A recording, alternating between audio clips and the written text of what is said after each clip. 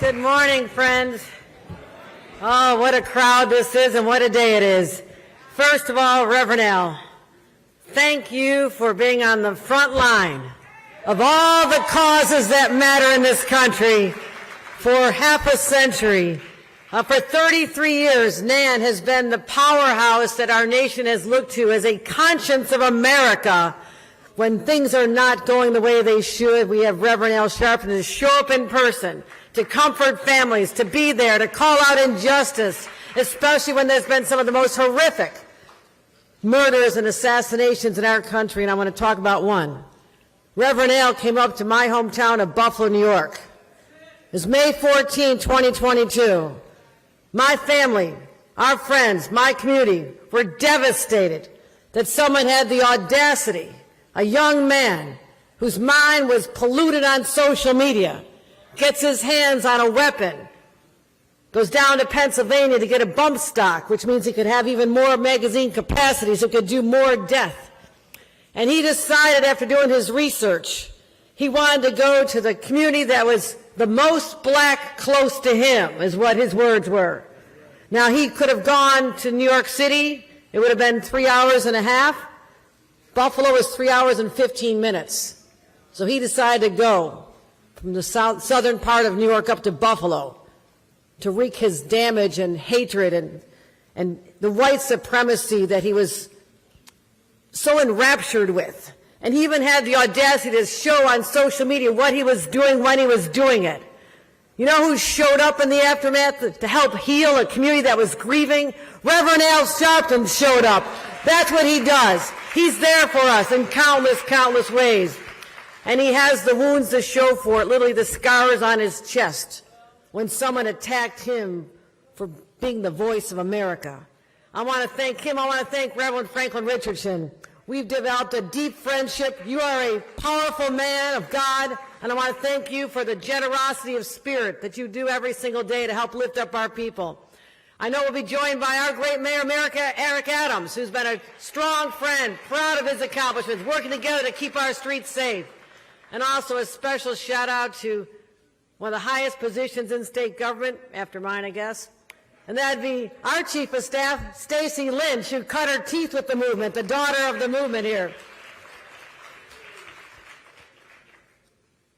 I was reflecting that it was 56 years ago yesterday that our nation buried Dr. King. Now, most of you look way too young to remember that, right? Now, you weren't even born, most of you, I can see this. But I was a little 10-year-old. And I was growing up in a social justice Catholic family. What does that mean? It means that you do things that nobody else in your neighborhood does. My parents, we grew up in a conservative community. They lived in a trailer park. But we were protesting the Vietnam War. We were joining the civil rights marches. My parents came to Washington. We didn't have much, but we knew there were others who needed our help and our voices. So I knew the day he was assassinated. We held hands and cried at our dinner table, all of us, a large Catholic family. And I've never lost that feeling of sometimes you have to stand up and have the courage to do what's right in the face of adversity because God will reward you. And today I'm proud to be in a position where I can use the power of the office of governor to do good for people. That's all I want to use this power for. Now, we've seen power. Power can also be used in a cruel and brutal way. Going back, yes, to the whip of the overseers in the fields who are dominating other human beings, the Jim Crow laws, and all the ways people are kept down, the redlining, the inability to get a good education. There are countless ways that power is used to oppress people, and power can be so intoxicating. Just think about a man who was in power in our country just a few years ago, who didn't want to leave office when it was his time, and used his power to instruct an insurrection to take over our democracy. That's what power can be used for in the wrong hands. But my friends, power in the good hands, the just hands, the hands of the people in this room can be a force for good that can take us to new levels. And that's why I'm using the power I have, humbly, as a servant of God and a servant of the people of New York, to work on a budget right now. Most of you don't care about our budget. That's okay. But all I know is that's the place And I can make sure that we have a plan to start building more housing because it's just too expensive in the great city of New York and across our state. We've lost 200,000 black and brown families. Why? They can't afford a home. So we're going to make sure we start building and building so kids who were raised here can raise their own families here. Home ownership, to build generational wealth that's been too long denied black and brown families. We're going to start that with this budget. And in this budget, we're going to point the spotlight on the fact that more black babies die at 2.5 times the rate of white babies. Black moms are dying at a higher rate, 3 to 4 times the rate of white moms, because they are not getting the attention they need. I'm going to, for the first time in America, say that in the state of New York, we're going to lead the way and say that pregnant moms who don't have the time to take off work because they have a low-wage job or no one to watch the kids, they're not getting prenatal care, and their babies, and they are suffering. We're going to mandate paid time off for expectant moms so we can start reversing the trend and start taking care of our babies. We're also making sure we deal with people who are struggling with mental illness. My God, we put $1 billion for it, and I'm going to need some more. In our streets, in our subways, in our prisons, people are suffering. And we're going to help them because that's what the power of this office can allow us to do together. And there's one more issue. I have so many more to talk about, but my also thought was to thank Reverend Al for standing with me just last fall when we talked about, for the first time, the state has even entertained the idea in a powerful way of having reparations, acknowledging the fact that there was a time in our city when 1 out of 5 New Yorkers were enslaved. Everybody thinks it all happened down south, right? 1 out of 5 New Yorkers were slaves. They're the ones who, with their sweat and toil, build up this city. And we're going to study the possibility of how we can help right the wrongs of the past, because you cannot move forward until you acknowledge the ugliness and the racism and the cruelty of the past. And that's what we're doing here in the state of New York. As you convene for the next couple of days, this powerful group of people, politicians, I thank all of our elected officials and the elected wannabes that were referenced here today, and the academics and the clergy and the people that are just social activists. But I am at my core, I'm an activist. I thank you for gathering here to study the problems of today. But at the end of this conference, there's one thing I hope we can take away, and that is the realization that we do have the power to take away people's pain and to give them a chance at life. That's why we're here on earth. That's why God put all of us here. I believe that to my core. And we will give people hope again. The young people are feeling so disaffected that they don't think the future is going to be good for them anymore. That is so sad, because youthfulness was always about optimism. Let's restore that again. Let's give them a country and a democracy and a world that they deserve. And together, coming out of NAN stronger and more powerful, you have a governor who will work hand in hand with you as we challenge anyone who gets in our way. We'll take on any fight, anyone who stops us in our march toward justice and doing good for the people of this great state and this nation. Thank you very much, everybody. Enjoy the conference.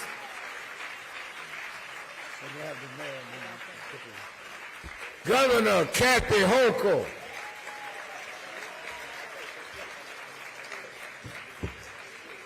We're going to have remarks, and then we'll cut the ribbon. The governor is going to wait and help us cut the ribbon. I want all of our National Action Network board members and our elected officials to stand on either side as we cut the ribbon. I'm not going to call everybody's name. I'll only call your name if you are on time when I cut this ribbon. But before we do that, 33 years ago when we started National Action Network, Governor, Attorney Michael Hardy, stand up, our Executive Vice President, and about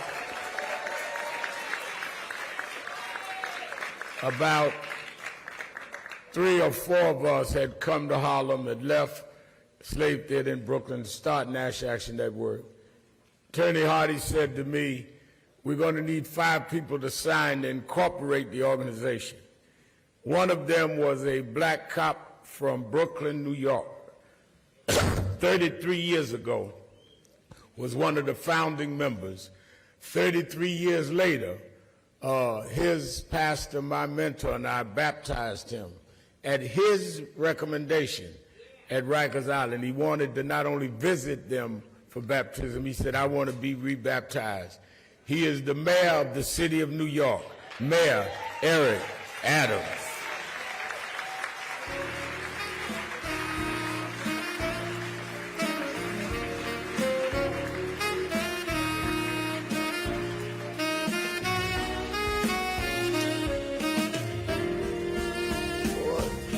Reverend Sharpton is wearing that suit, man. You know, I was sitting here on the side listening to the governor, and I don't think sometimes we really realize the moment when you heard a narrative. Sometimes when a elected is telling you what is their North Star, we tend to sort of miss over the important parts. But if you were to dig into the lives of many of us who are in office right now, our stories are similar. As she talked about her dad, her mom, being in Buffalo, the denial of access to the services that you should have as not only New Yorkers but Americans, it has abandoned many of us. We have been betrayed by the promises that this country and oftentimes this city states we're supposed to have.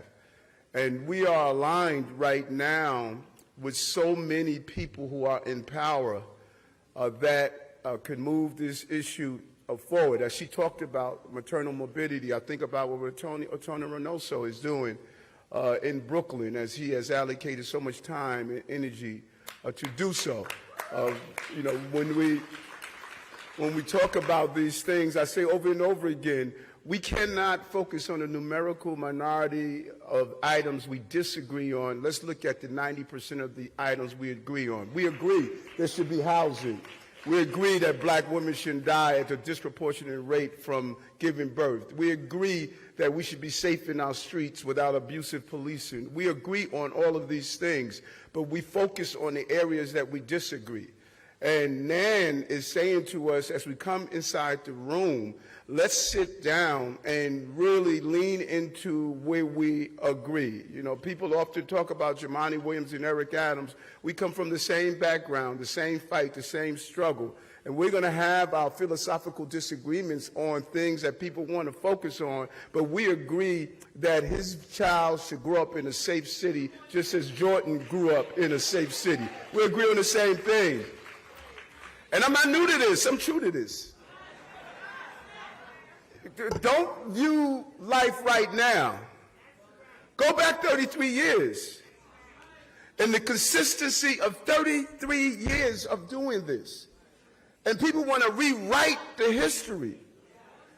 But if you look at a servant leader, you will realize there was a moment of why I asked my spiritual father, Reverend Herbert Daughtry, and this great civil rights leader, Dr. Reverend Sharpton, let's go to Rikers Island. I could have gone to any church in this city to be rebaptized.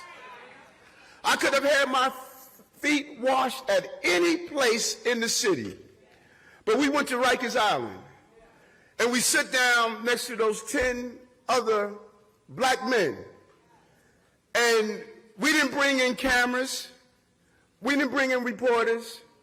We stood there next to them because I wanted them to know that I'm you. I'm you. I'm a perfectly imperfect person that was just able to find a way just to get through. Thank God we had number runners that mommy was able to hit the number every once in a while, so we were able to get by. I'm not trying to be this fancy person. And yes, you can be the word police and say he should have said it this way or that way. Don't try to give me all that madness. I know where my heart is. And my heart didn't come here today. My heart was here 33 years ago. Folks right now who are crawling around on the floor in diapers are telling me what I was doing 33 years ago. Listen, I'm not good on how to tweet. I'm good on the streets. I'm consistent. I don't talk about we need to do something about mental health. I'm on the subway where you see predominantly black and brown men are homeless on the subway system, talking to them, giving them socks, giving them undergarments, trying to get them in the care that they need. I've been on Rikers Island more than any mayor in the history of this city, talking to inmates who are predominantly black and brown, and talking to correction officers who are predominantly black and brown. Over 40% of them are women, black women, trying to provide for their family, like the speaker's mother was. Consistency is what we need. And you're consistent when you can do it for 33 years. I challenge you to find 1 month in 33 years that I was not fighting on behalf of black and brown people. Find 1 month. You're all tech savvy? Go Google me 33 years ago. You find 1 month that I took a vacation. So I'm not woke because I never went to sleep. Never went to sleep. And I'm so happy to be the mayor right now with you. This governor, we have communicated and struggled over some challenging moments. I was able to call her when COVID was suffocating this city. I was able to call her when 180,000 migrants and asylum seekers came here without the national government giving us what we need and not coming with real, true immigration reform. I was able to call her when we needed to deal with bullets carving highways of death throughout our city to come up with real smart anti-violence initiative. I was able to call her over and over and over again. The right person at the right time that's your partner in government can get things done. And let me conclude with this. My brother, Reverend Sharpton. You know, who are we without a conscience? Who are we without something talking to us? And science has never been able to truly reveal what a conscience actually is that makes you just think about your actions and say, what you did wasn't right. And just as our physical body needs a conscience, the anatomy of our country needs a conscience. Reverend Sharpton is the conscience of America.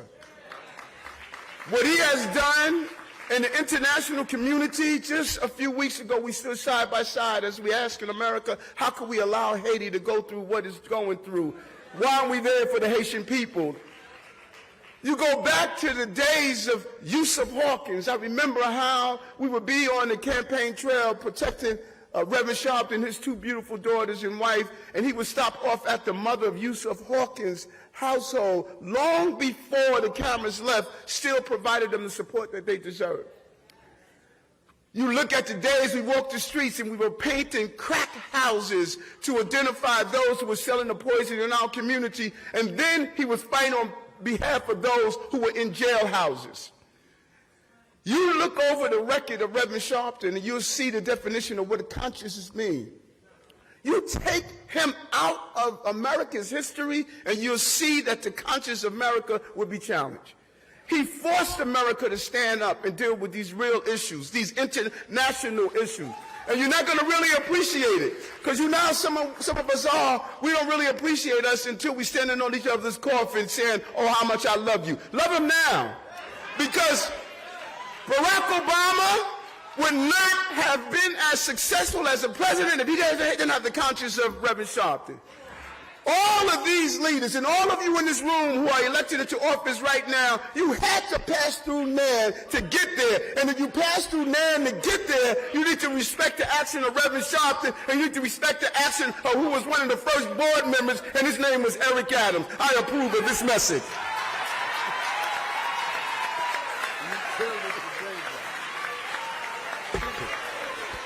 Mayor Eric Adams. Are we doing it up here? Nobody's telling me nothing.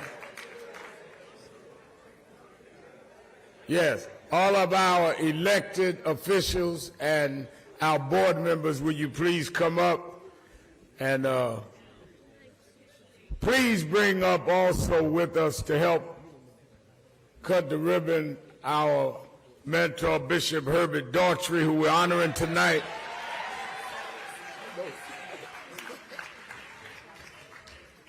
Public Advocate Jemani Williams, Queens Borough President Donovan Richards, Brother Reynos,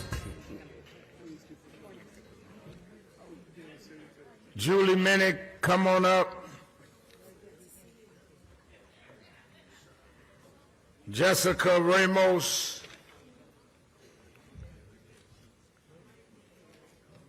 Alex Borez,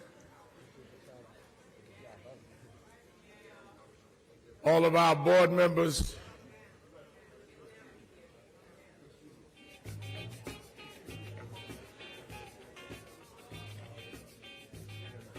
we're going to cut the ribbon, and then I'm going into our first fireside chat with our Manhattan District Attorney Alvin Bragg will be here. And I want to say, you know, I heard the mayor say how his mother played numbers. We're not supposed to say that because it wasn't legal. I was looking to make sure, Bragg, that it didn't go retroactive. But the difference between his mother and my mother used to pray over her numbers before she played. All right, let us cut this ribbon.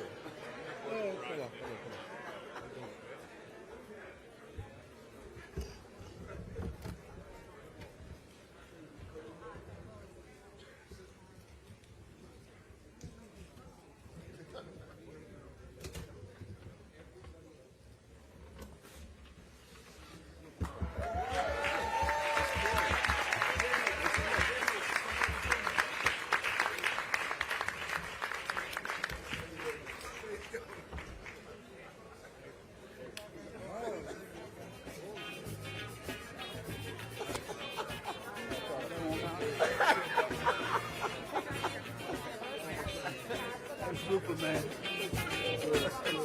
Kevin Rowley.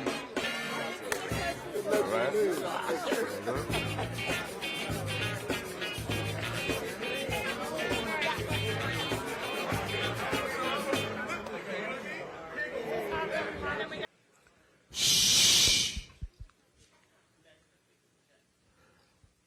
Let us welcome, and I want you to know, as the mayor said, this is nothing new.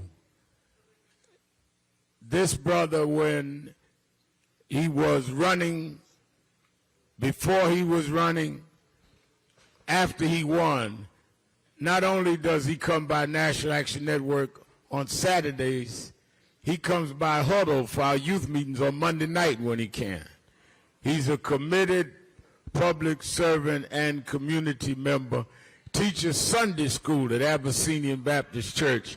Give a hand to Manhattan District Attorney Alvin Bragg.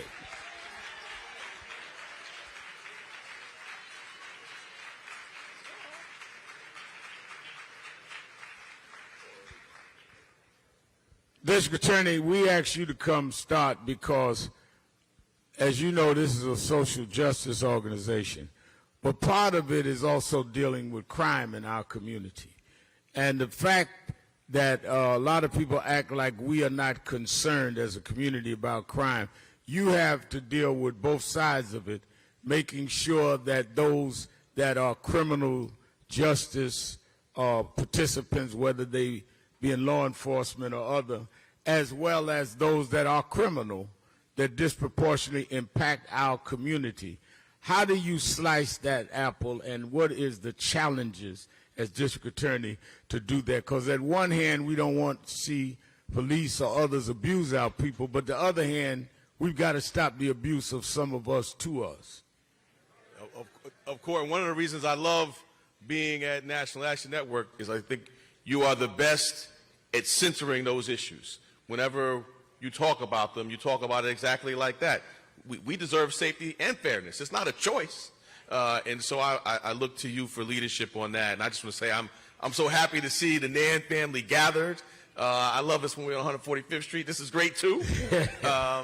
And I think you hit the nail on the head, right? So I grew up in Central Harlem during the height of the crack cocaine epidemic, and I had traditional public safety issues, bullets coming my way, guns pointed at me. I was also stopped 3 times by the police at gunpoint. And the question is, why do we have either? We need to address both. And that's what we've been trying to do in the Manhattan District Attorney's Office. I'll give a statistic that really jumps out to me. It's one of the most sobering. We know we have racial disparities throughout the system. Right here in New York City, 96% of shooting victims are black and Latino.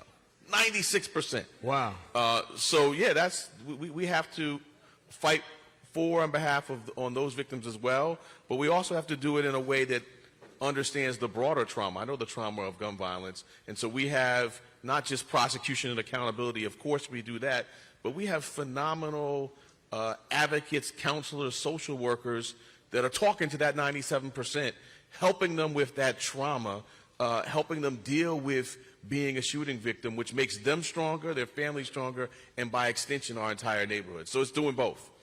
How serious is the mental health problem? It seems that since the pandemic, just walking around in any part of the city, but particularly in Manhattan and Midtown, we see a lot of people that seem to have mental health challenges. How serious is that, and how should we be dealing with it, and how is your office dealing with it? It is so significant. One thing that I'm encouraged by that we didn't do when I was a kid is we are now talking about it, right? We didn't talk about mental health in my family. I don't know about your family. We didn't talk about it. So now we are having a very important... My family had mental health issues, so we didn't talk about it. Yeah, well, same here. Same here. We talked about it, but we didn't talk about it right. And so we see it. I invite everyone to come down to criminal court. If you come down Monday morning, you don't have to be a clinician. You can see the brokenness of our healthcare system by who presents in our criminal courts.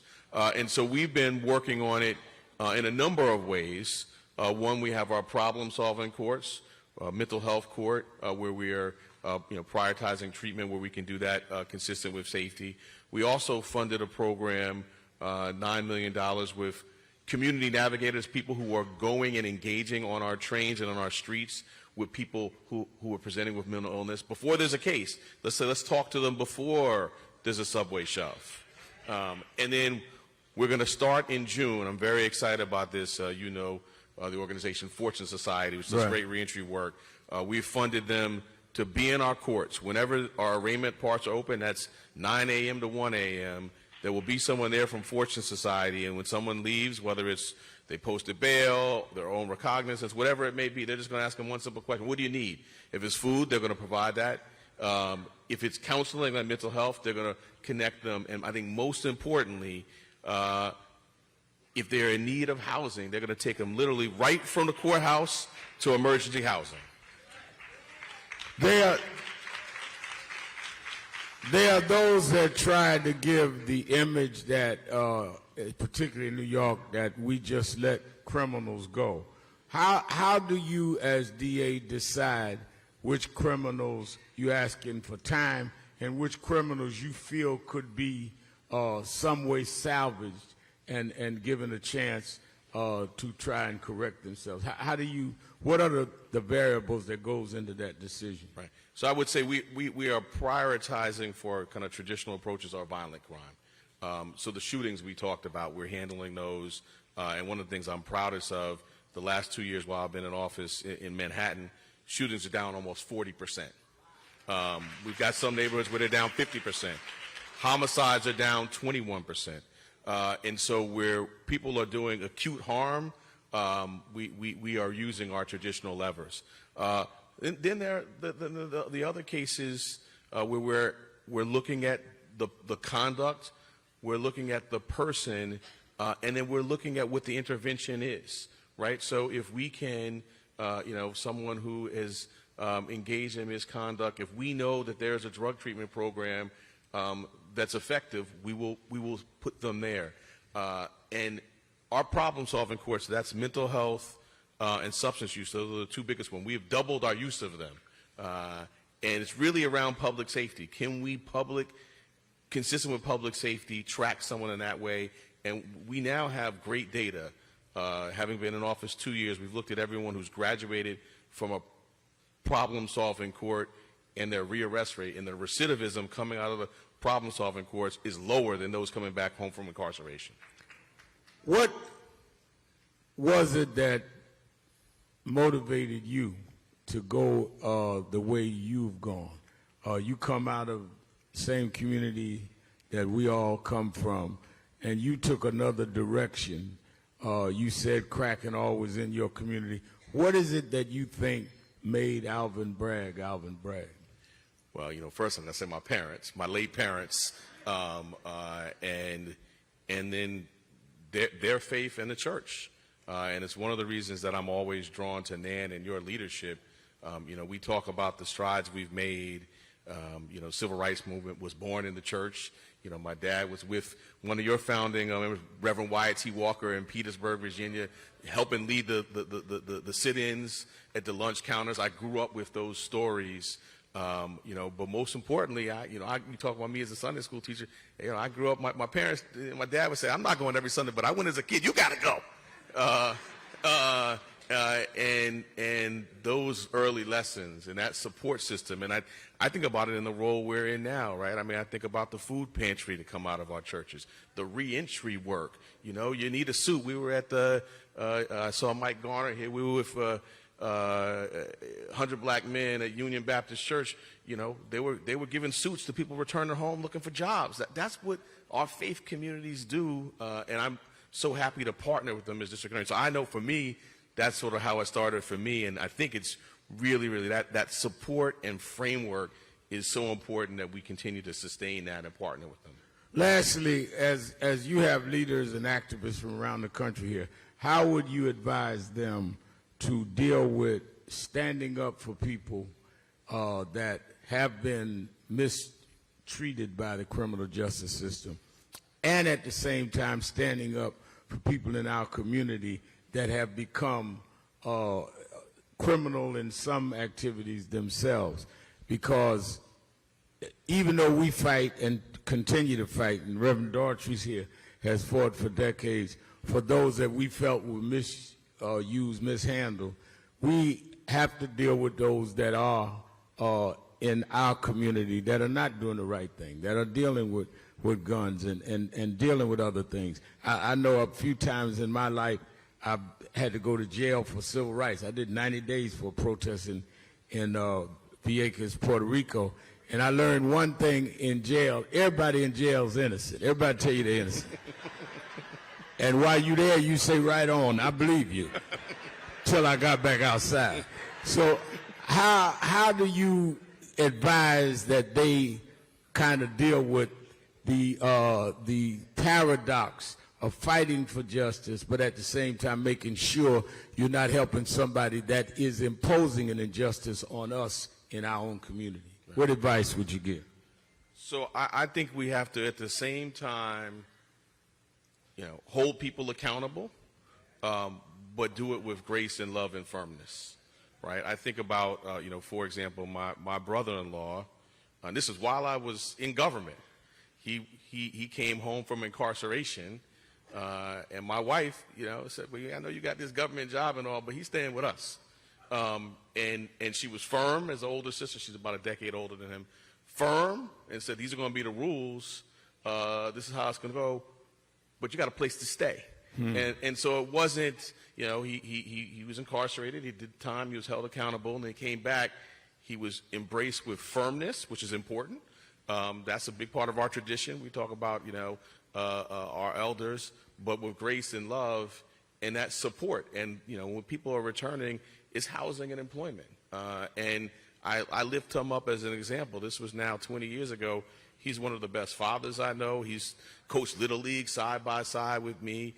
He's been in, jobs with increasing level of responsibility.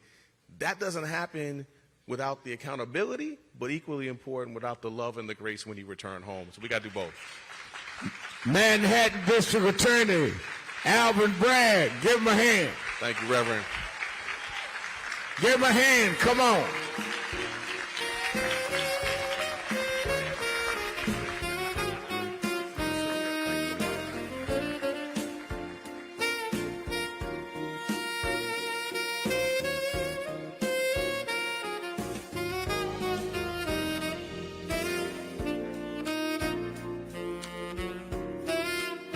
We're going to do one more fireside chat. Let me say that it is extremely important that we all understand and go by the program, because I want everybody to get the information and we break into sessions. But we're not going to leave here this week without having an action plan in all these areas.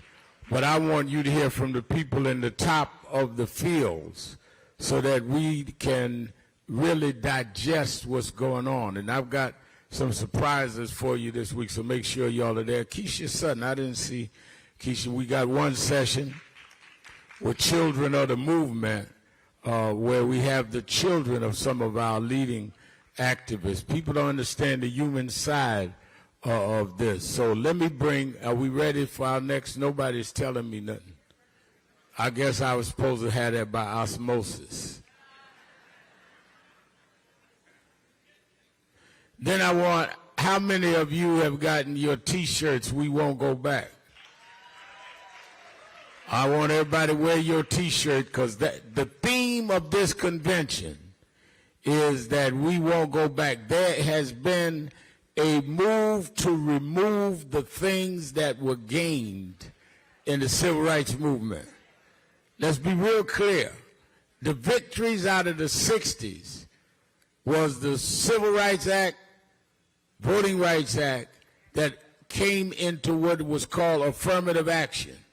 The only reason that we had to have affirmative action for us is because whites had affirmative action against us. They're not against affirmative action, they're against us having affirmative action. And if there's a theme this week we're going to raise every session, is that we've got to deal with the end of affirmative action. And when you have people that get into college because their uncle or their daddy or their granddaddy went to that college, well, our granddaddies couldn't go to certain colleges. That's affirmative action to exclude us. So we need to turn that around. So I want y'all to wear these T-shirts this week, and I want to, and we're going, I think Thursday at the end of the session, we're going to walk from here over to one of the people that has been the key proponent of ending DEI, diversity, equity, and inclusion. We're going to Bill Ackman's office one afternoon this week with our T-shirts on. So you didn't come up from wherever you come from to see Times Square. You come to walk through Times Square saying, we ain't going back no more. Are we ready? And also, let me also say, as I think we're getting our next guest,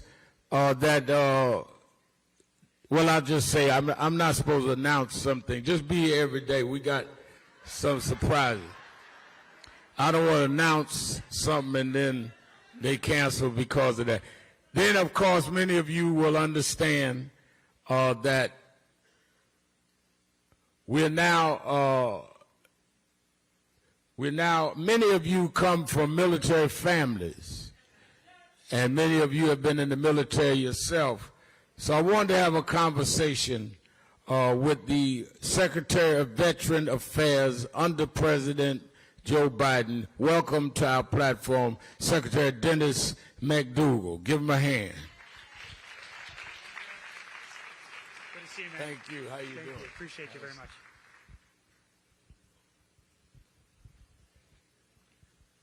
Thank you for coming, Secretary. Thank you so much for having me, Rev. Now, let me first ask you to give us a state of where you see where we are in terms of protection of veteran affairs. Many in our communities have disproportionately signed up, but then have problems with their benefits, problems with their rights. Give us an overview as Secretary of Veteran Affairs. Well, thank you. There we go. Rev, thank you so much. It's an honor to be here, and I appreciate the invitation. And to all of the vets and the military families in the audience, I say thank you. So, you know, right now at VA, we provide more care, more benefits to more veterans than at any time in our history. And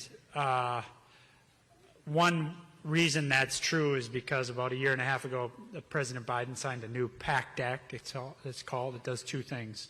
If you're a Vietnam vet and you're exposed to Agent Orange and today you have hypertension, we can connect that hypertension to your service in Vietnam.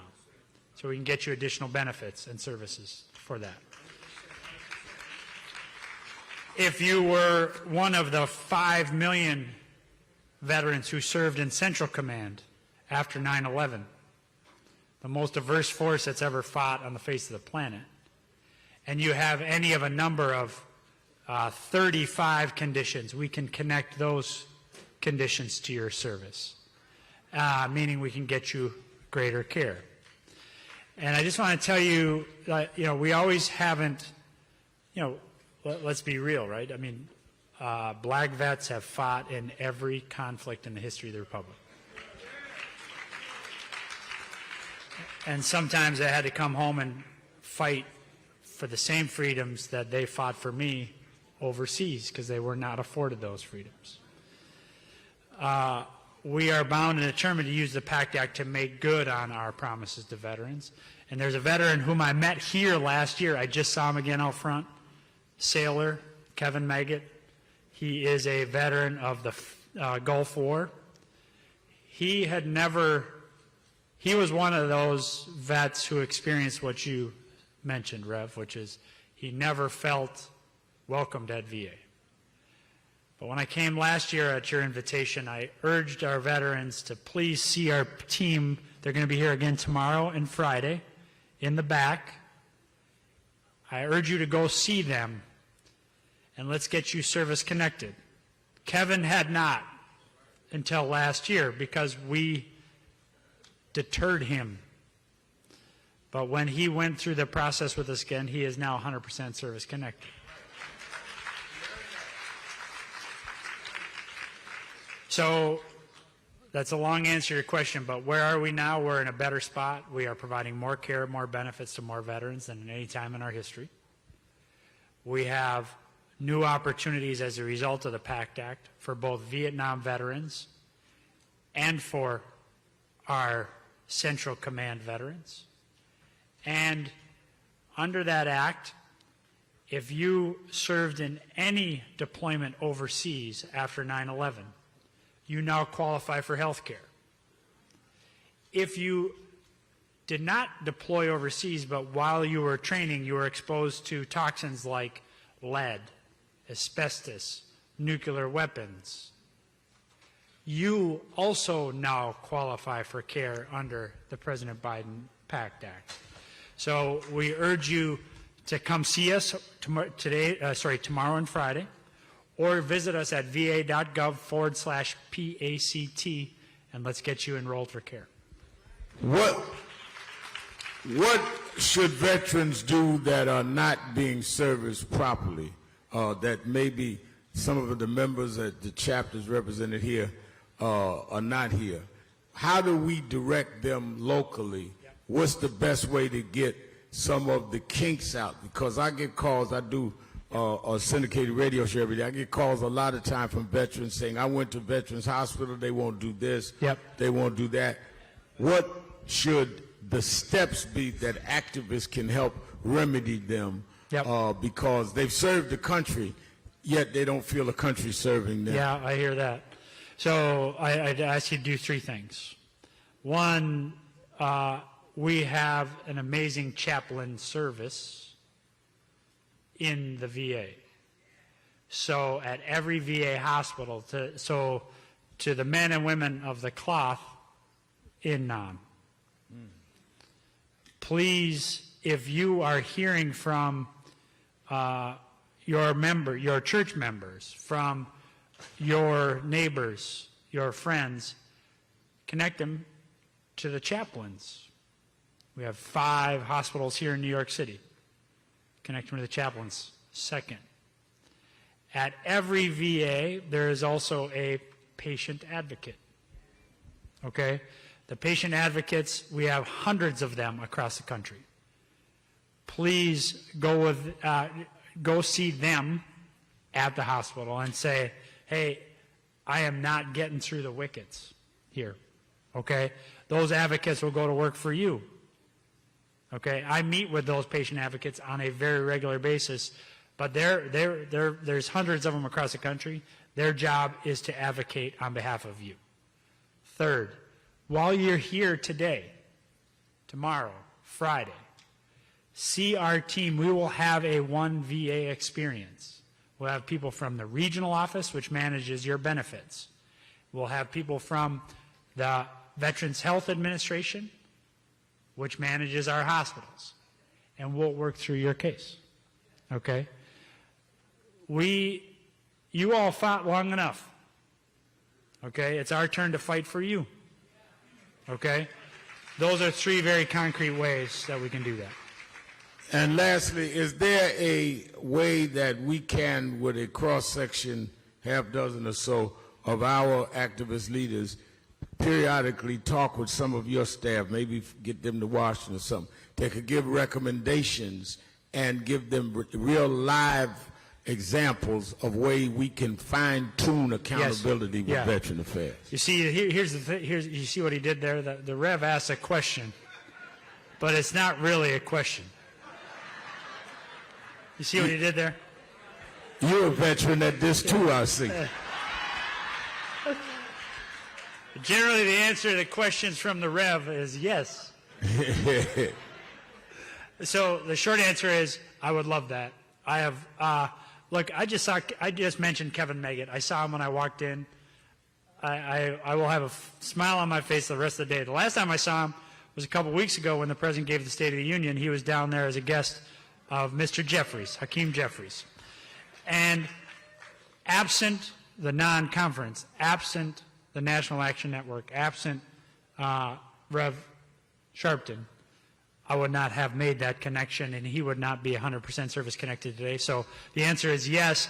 I'd be more than happy to have a regular meeting with a group of your leaders, Rev, and through that process, hold each other to account that we're doing right by our vets.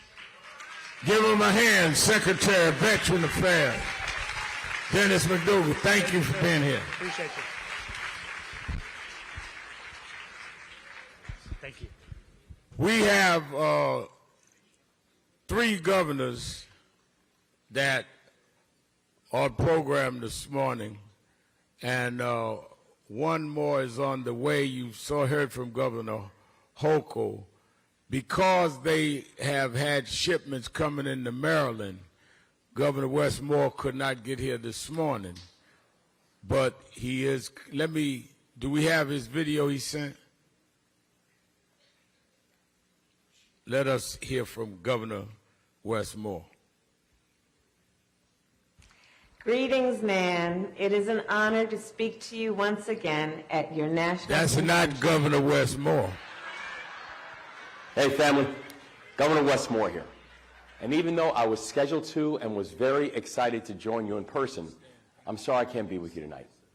But on behalf of the state of Maryland, I want to thank our guy, Reverend Sharpton, and the National Action Network's DC Policy Office, NAN's board members, the chapter leaders here in Maryland, including Senator L.Y., for all your continued support and prayers. Maryland is going through a difficult time right now. 2 weeks ago, 6 lives were lost when the Key Bridge plunge into the Paphos River. But the people of our state rallied. We are standing together with CEOs and first responders, foundations, community champions, and leaders at the federal, state, and local levels to make sure that Baltimore stands strong and continues to grow stronger. And that work started long before this bridge collapsed, and it will endure long after. Marylanders have spent weeks and months and years focusing on what unites us.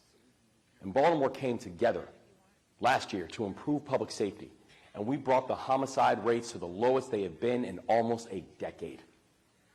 Baltimore came together to drive growth, and this year we have one of the fastest growing economies in the nation. And with the power of partnership and of leaders in this room, we've made real progress. But we got a long way to go.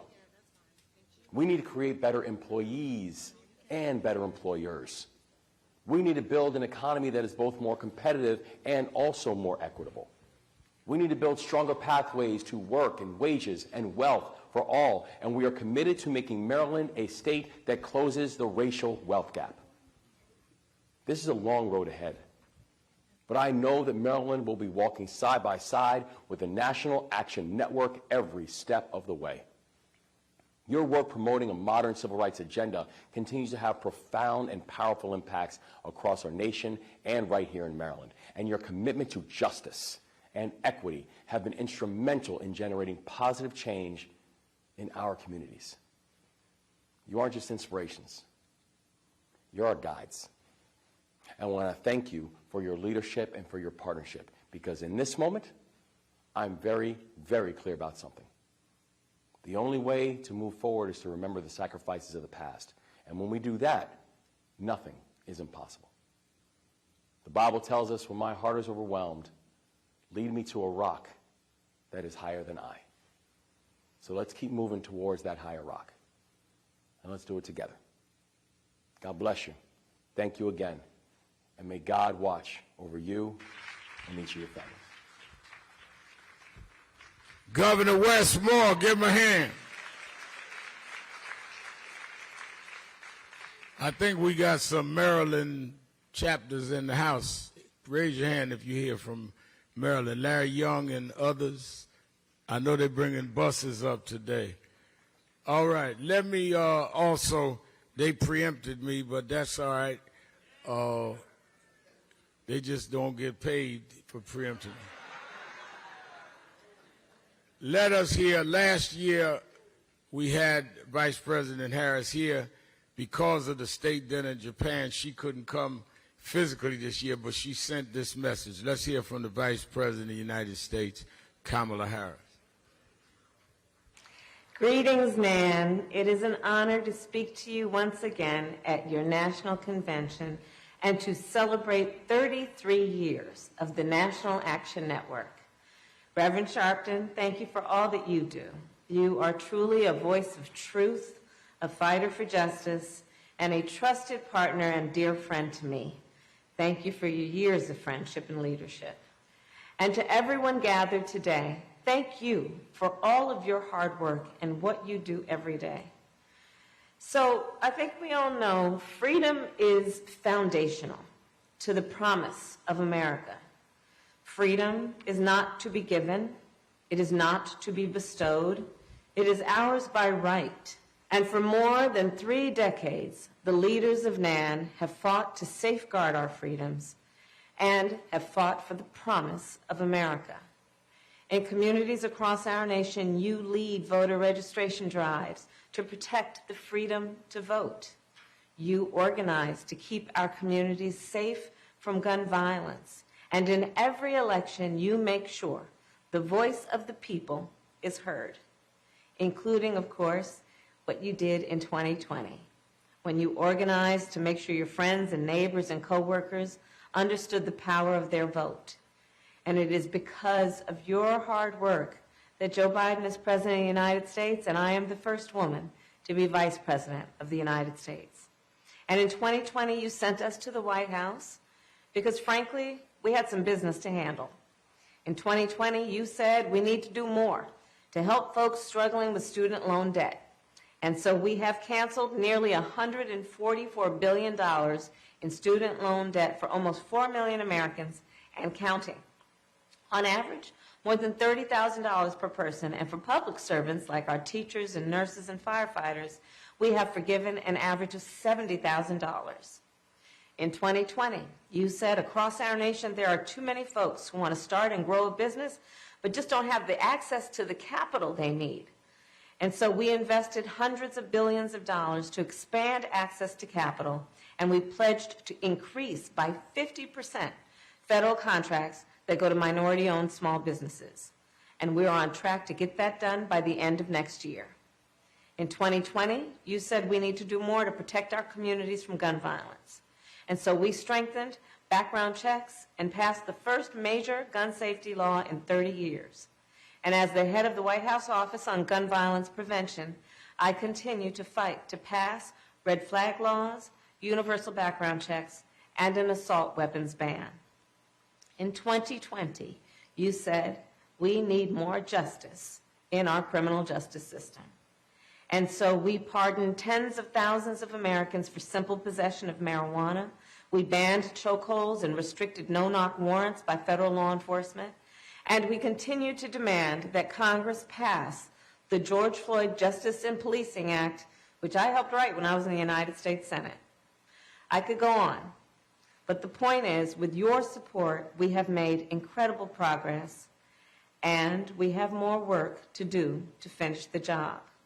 When we win in November, we will raise the federal minimum wage, expand access to family-paid leave and affordable child care, and invest billions of dollars to lower rents and help more Americans buy a home. But as we fight to move our nation forward, there are those who are trying to take us back. Today, our country is witnessing a full-on attack on hard-fought, hard-won freedoms and rights. The freedom to vote, the freedom to live safe from the horror of gun violence, the freedom to be who you are and love who you love openly and with pride, the freedom to learn and acknowledge our true and full history, and the freedom of a woman to make decisions about her own body and not have her government telling her what to do. So, Nan, all of this leads to a question that we each face. What kind of country do we want to live in? A country of equity, freedom, and rule of law, or a country of chaos, fear, and hate? We each have the power to answer that question with our feet, our voice, and our vote. So to the leaders today, I thank you for your dedication and your decades of leadership, which has helped to protect the promise of America. In this moment, we need your leadership once again to organize, energize, and mobilize.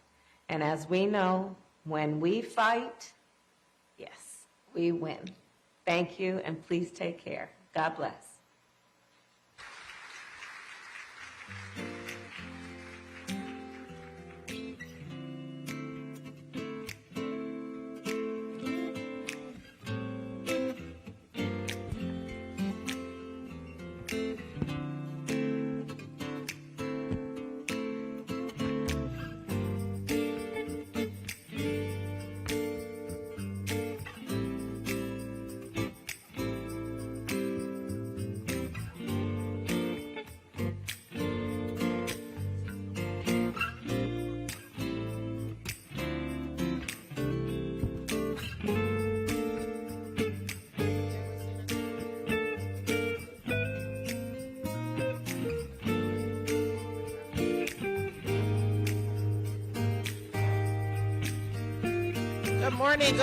Good morning, everyone. Oh, y'all got no energy. I thought this was National Action Network's convention. I said good morning. All right. Y'all having a good time so far? Clap your hands. Let's get the energy going. I heard we had some chapters here from all over the country. Sacramento in the house, California, LA. Where's California? Where y'all at? Let's make some noise. All right, who else we got, Reverend Toon? We got New Jersey in the house. New Jersey, make some noise. All right. Louisville, Kentucky. Louisville, Kentucky. All right. South Jersey is in the house. Detroit's in the house. We need all of our chapter leaders to please stand and tell us where you came from. Irvington, New Jersey. Louisville, Kentucky. New Jersey heavy. Patterson, New Jersey. South Jersey, Atlantic City. Detroit in the house. Cleveland, Ohio. Brooklyn's in the house. Atlanta, Georgia's in the house. ATL. New York, well, y'all know New York City's in the house. Now, if I have not called your city, can you let us know that you're here? Who else is it? Who? Philly's in the house. LA's in the house. Harlem. Everybody's here from Harlem.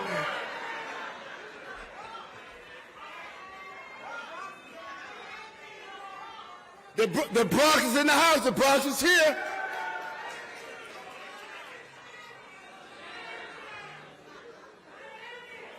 Miami!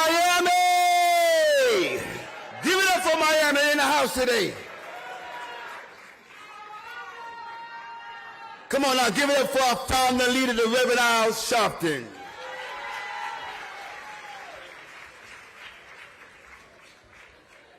All right. I don't know about that everybody's from Harlem statement or not.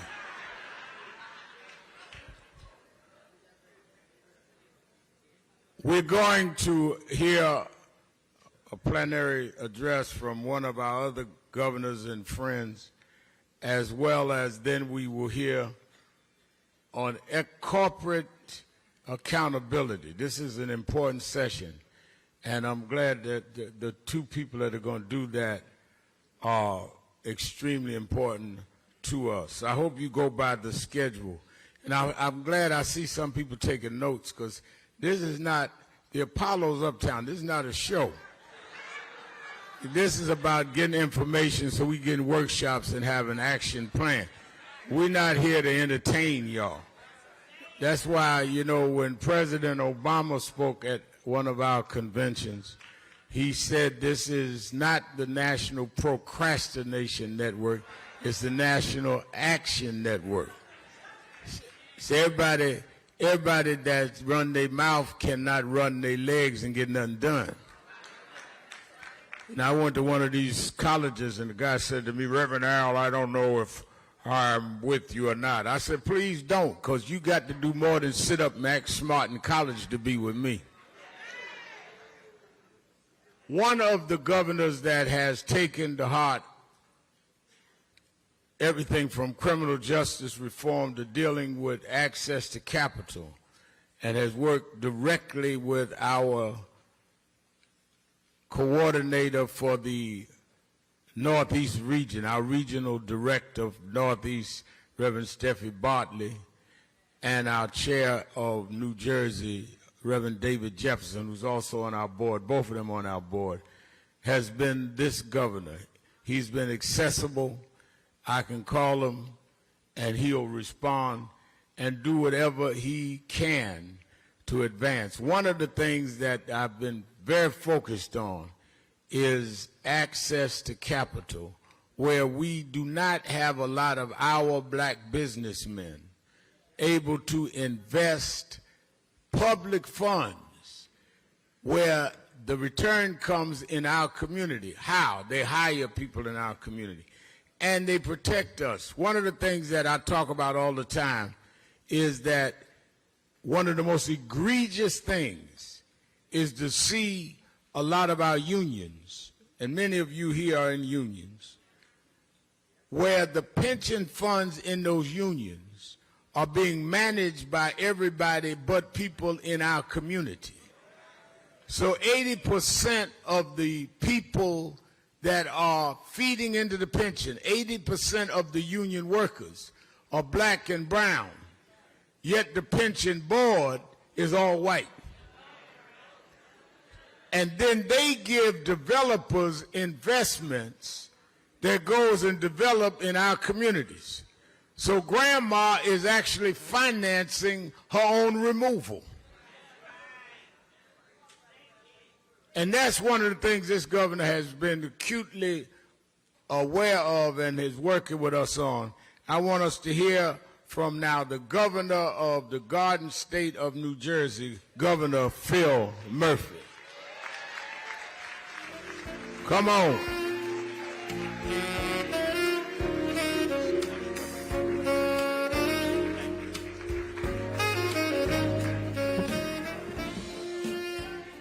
Good morning, everyone.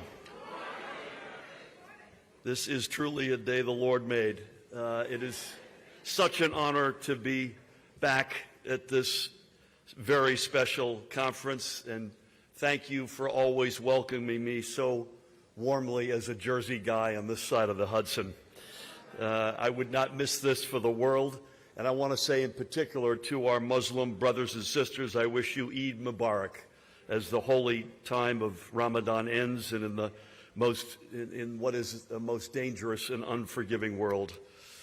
I want to thank especially your founder and president of the National Action Network and my friend, Reverend Al Sharpton, for that very kind introduction. Thank you, Reverend. And to you, sir, I am so grateful for the moral clarity that you, along with your colleagues at the National Action Network, have provided to our nation now for more than 3 decades. And I am particularly grateful for your leadership, Reverend, and advocacy on our side of the Hudson. And at a very personal level, and on behalf of my wife Tammy and myself, I want to thank you, Reverend, for your colleagues for all that you have done for us in our family. I want to shout out a few folks in particular who have been so crucial to guiding our administration's efforts to build a stronger, fairer, more inclusive, and more equitable New Jersey. I know Dr. Richardson is not in the room at the moment, but I want to acknowledge him. On the Jersey side of things, a shout out to Reverend Dr. David Jefferson, the chairman of the National Action Network for the state of New Jersey. Jamie Bland, who's president of the Patterson chapter of NAN. Kara Wallace, senior advisor for NAN, who does so much with us. And one man who I was just backstage with, the Northeast Regional Director of the National Action Network, my dear friend, Reverend Steffi Bartley, Sr. Pastor Bartley, I have mentioned this before, but I will always fondly remember the day that you and Reverend Sharpton and I met for the very first time. It was years ago, in fact, long before I was governor. And the three of us came together to discuss the challenges as well as the structural inequities that have long plagued New Jersey and how we must work together to overcome them. And the one theme that really stood out to me during that conversation was the importance of access, the importance of elevating new leaders within our state's government who represent communities that have historically been excluded from the halls of power. Leaders who reflect the diversity and grit of our state, who understand on a deep and personal level the struggles that our working families face every single day. And that first conversation among the three of us took place at a pivotal moment in New Jersey's history. Oops. Loose ball. It was just under a decade ago, a time when the mission of expanding access was especially relevant. Because back then, our state's leaders were blind to challenges facing our black and brown communities and families. Under the previous administration, our state disinvested in our communities by underfunding everything from public education to public transportation. And the leaders who made those decisions to cut funding for vital programs and public resources did not care about the devastating impact they had on communities like Trenton or Newark or Patterson. But that is exactly what happens when our elected officials fail to make our government more accessible and more inclusive. It's what happens when the voices of our families living in long neglected communities are silenced and their representatives are not given a seat at the table and their needs go unaddressed. And that is exactly why when I first ran for governor, one of my promises was assembling the most diverse cabinet in New Jersey's history. Our vision was and continues to be making New Jersey's government more accessible and more inclusive than ever before. And I might add that my commitment to diversifying government was also deeply informed by my time serving on the national board for the NAACP, with the likes of giants like Julian Bond and New York's Hazel Dukes and Reverend William and more giants, William Barber and more giants alongside them. It was an experience that taught me the importance of inclusivity from our schools to our corporate boardrooms, as Reverend Sharpton said, to how we invest our pension funds, to every facet of society. And with that in mind, let me be clear that the U.S. Supreme Court got it completely wrong when it reversed affirmative action. Our leaders should be encouraged and not discouraged to push for greater diversity and inclusion in our institutions. And they also completely miss the most obvious outcome. When you franchise the disenfranchised, you strengthen the franchised. And if you want to untangle, and I mean truly untangle, the legacy of systemic racism, then you need to partner with leaders and experts who understand on a very personal level how racist policies manifest in society. And you need to partner with trailblazers who have a proven record of reforming broken systems to build a more just and equitable society. And for that reason, the very first person I chose to serve in our administration by my side was an iconic trailblazer and change maker, our late Lieutenant Governor Sheila Y. Oliver. And Sheila's nephew, my dear friend Charles Oliver Jr., is backstage with me. And Reverend Sharpton, may I take this opportunity to thank you publicly for so beautifully eulogizing Sheila last August during her celebration of life. Sheila was a moral lodestar for our administration, as well as an uncompromising champion for our state's forgotten families. And in the wake of her loss, our entire administration has dedicated itself to carrying her proud legacy forward. It is a legacy that lives on, in particular, in one leader whom Sheila mentored and who now serves as her successor as New Jersey's third lieutenant governor, and that is Tahisha Way.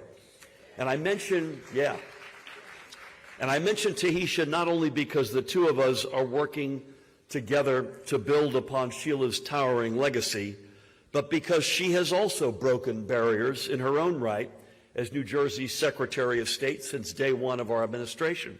In fact, Tahisha was the first black person to ever serve as president of the National Association of Secretaries of State.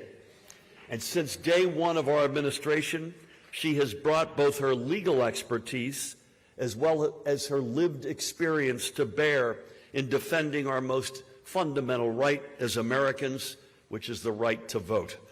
Under her leadership, we have made voting in the Garden State simpler, safer, and more accessible than ever before. We've enacted one of the most expansive automatic voter registration laws in the nation. We've made it easier to vote early, in person or by mail. Over 80,000 persons on either probation or parole can now vote in the state of New Jersey.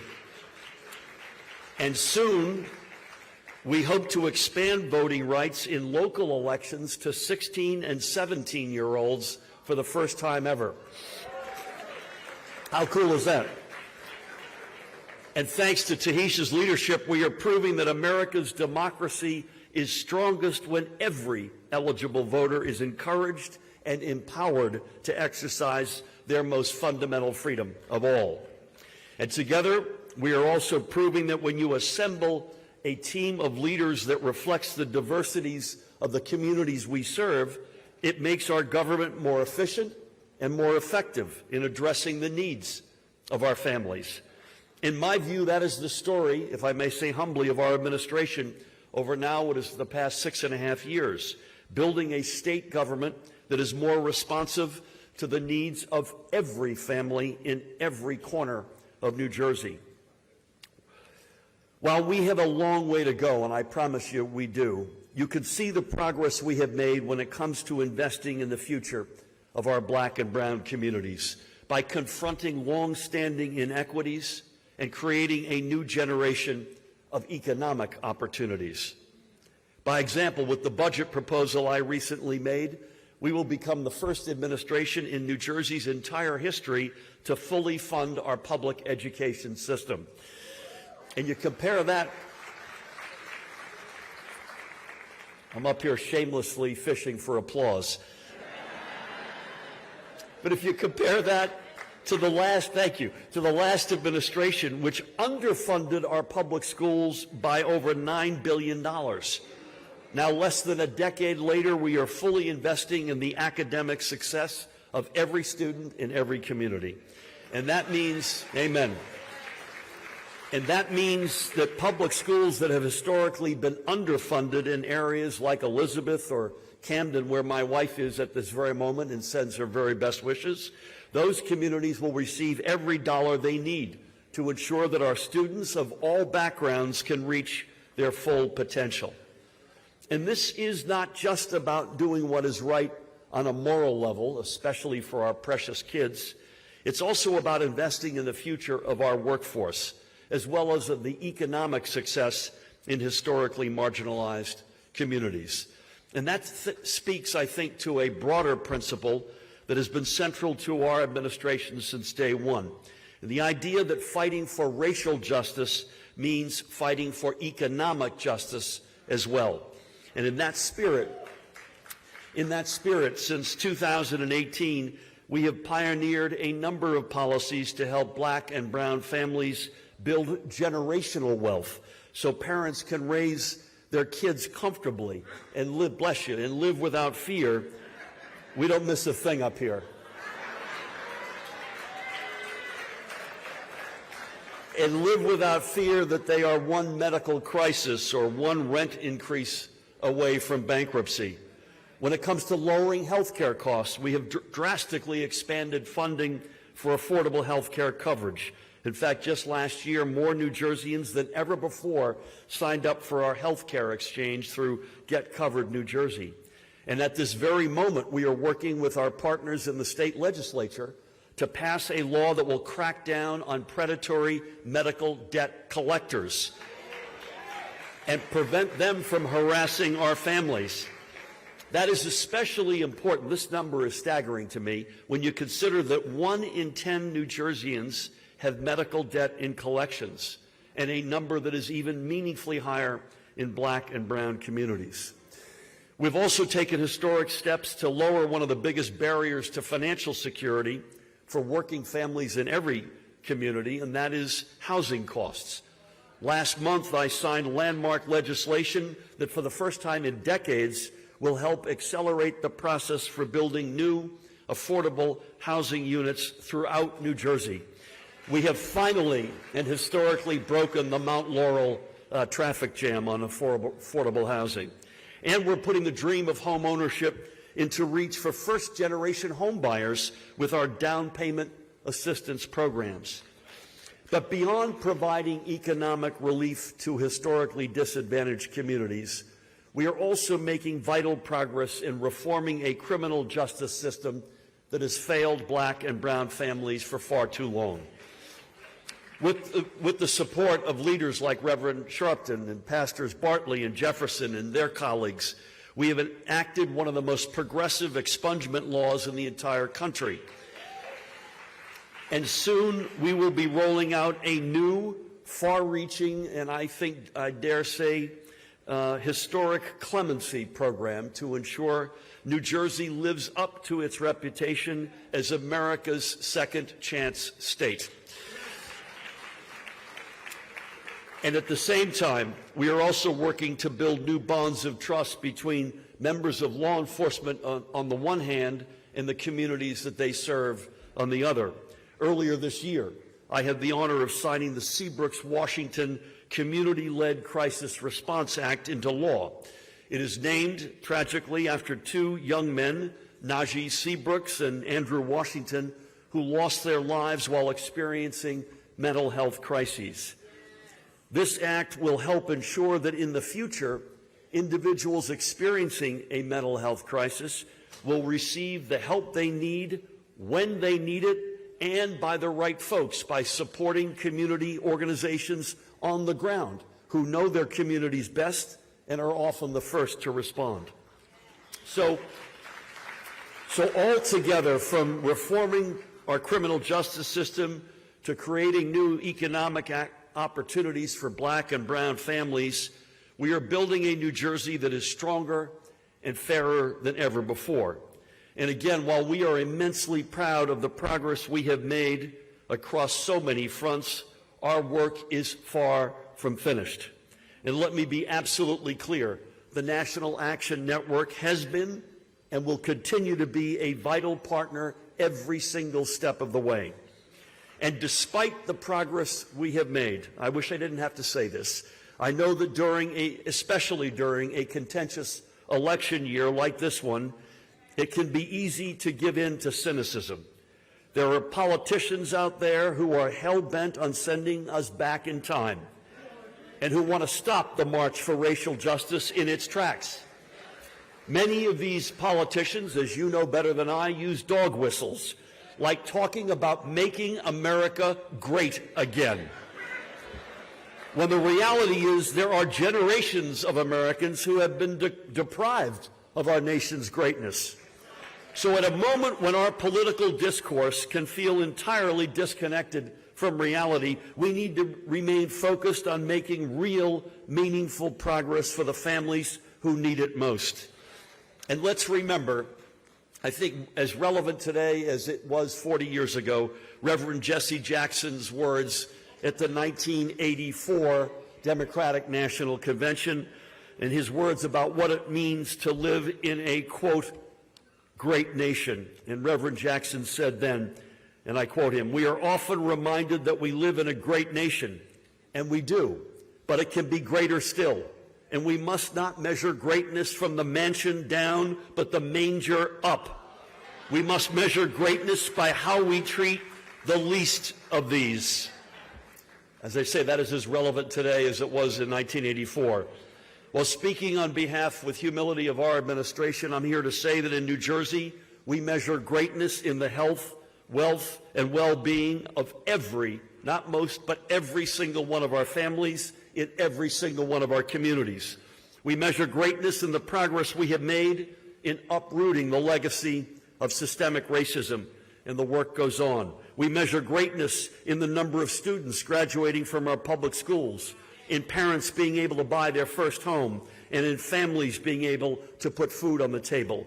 And during these now almost 2 final years of our administration, I look forward to working alongside each of you in the National Action Network to make even more progress possible for the working families of New Jersey. Our work is far from done, and I promise you, we will not relent. Thank you, and God bless each and every one of you. Thank you. Thank you.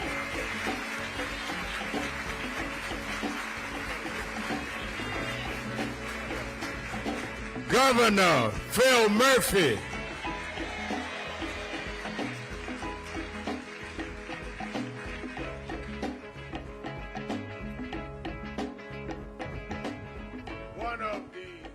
One of the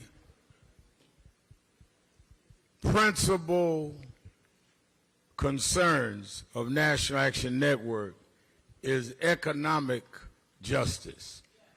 You cannot have liberation without economic empowerment. Martin Luther King Jr. said that after they got the right to go to the coffee shop, Then they had to fight to have the right to be able to afford to pay for the coffee. They said you can stay in our hotel, but we couldn't pay for the rooms. So the economic arm of Dr. King's movement was Operation Breadbasket, to call on accountability from the corporate world who was, and this was not begging, they were selling their goods in our community. So if you are going to have an economic base in our communities as consumers, then we ought to be getting contracts from you. Our children should be able to work. There needs to be an economic reciprocity enforced. And that's how he started Operation Breadbasket. I became youth director of the New York chapter when I was 13, the year he was killed. And I noticed the governor quoted Reverend Jackson, Jesse Jackson, who was the national director at that time. Black economic empowerment is as much or more part of civil rights than ever, because we cannot have rights that we don't have the ability to afford. Somebody telling you you can live in a neighborhood that you can't buy the house in is not doing you a favor. So a young man that I've known down through the years, who's a lawyer and has been an active person in our community and other communities in civil rights sphere, formed a Black Economic Council, and that we work as National Action Network, as one of the national civil rights groups. He brought this case of the Fearless Fund. Many of you in the Atlanta chapter went with me to the court where we rallied outside. I was wondering if you were saying amen or having an attack. Watch how you yell up in here now. No, he was with us. And this brother is one of the attorneys there. This is why we're marching on Bill Ackman. This is the 12th week that we're going there. We're going to march on him this Thursday, too. Some of y'all that are from around the country want to see New York. I'm going to show you New York when we march from here to Bill Ackman's office Thursday. But let me bring to the stage this brother, beloved attorney Alfonso David. Won't you give him a hand? Give him a hand.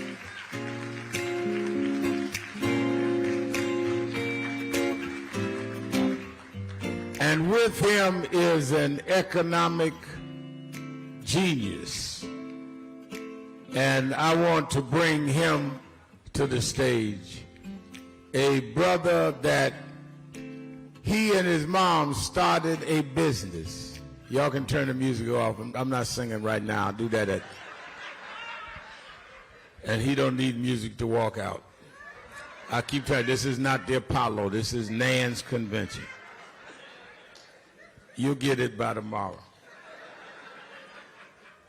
This brother and his mom started a business that was as simple as knowing your people, called Sundial.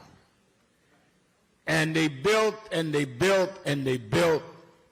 And one of the things I admire is they kept their family together. The minute that some of y'all can buy a new Chrysler, y'all don't talk to the other family members. But they kept it together and were tight. And by the time we looked up and knew it, Essence magazine, which had been sold to Time Warner, they were getting ready to put it back on the market.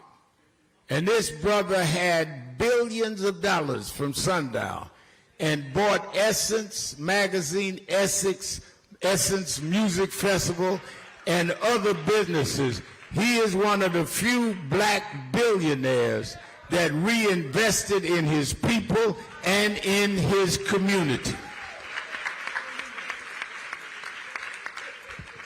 We are tired of some of us that get rich and never enrich. That might be why that's his name, because he's enriching. And every year at Essence Music Festival, he makes sure that we deal with economic issues. And you know, I've gone to every Essence Music Festival since they started in '91. But he's the one that says, make sure every year you put Rev and them on the stage at the Superdome. I go out there, you'd think I was getting ready to do the New Edition show or something. But he the boss. They give us a few minutes to talk about economic themes with Alfonso. And I'm honored that he's with us today to engage in talking about black economic empowerment, the owner of Sundial, the owner of the Essence Communications world, and a brother. If y'all have never seen a black and billion in the same place, you're getting ready to see it now. Rich Lou Dennis, give him a hand. Thank you,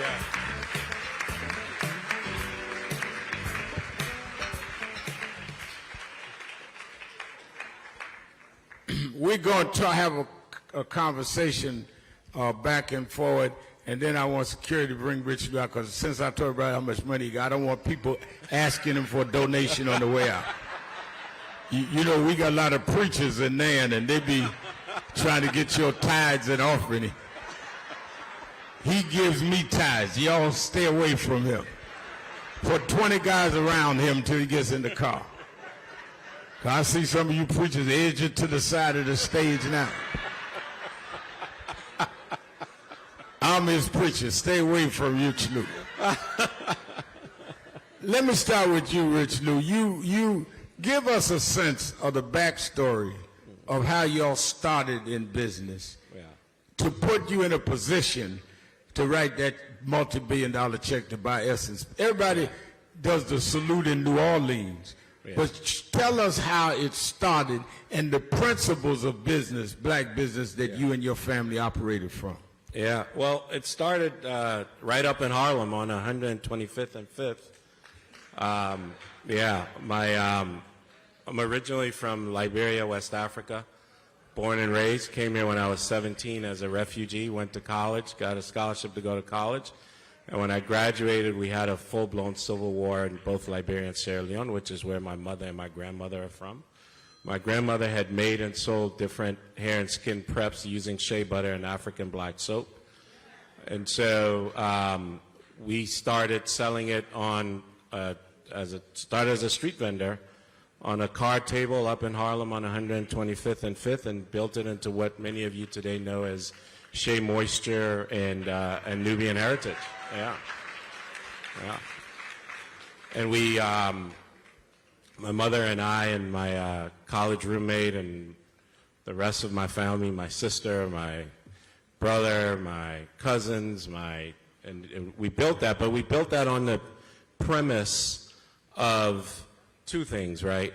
One is we had all of these women in these villages in Africa collecting the shea butter, doing the dangerous work and not getting paid for it, and sending it here. The other side of it is we had all of these women here in the U.S. using the product, using the shea butter, using these ingredients, benefiting from the product, but not benefiting from the economics of it.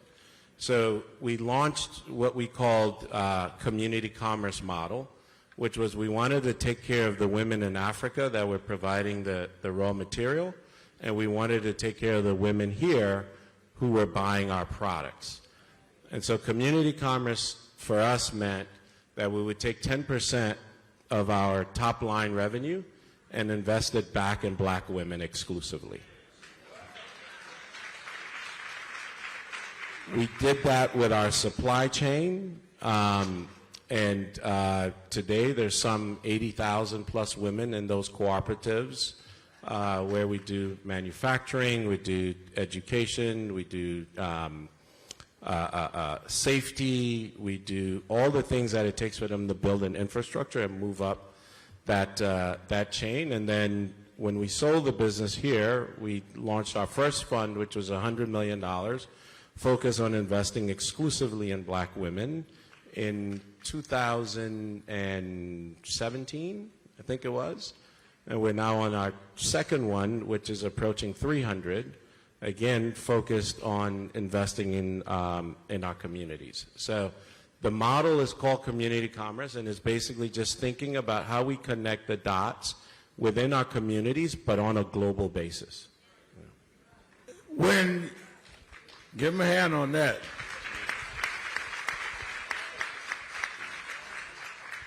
When you have made these connections, explain to us the formula, because one of the things that impresses me, you have sessions out on the island every summer, and you've and Alfonso have invited me. We have young, aspiring people that you have people come in from different areas of our community to talk about how to do, what the methods are, and to have them focus on what their journey is going to be. And you've actually seen some of them leave these sessions and build something. And, you know, it's like we say biblically how you can cast your seed, some hit rock, but some hit fertile land.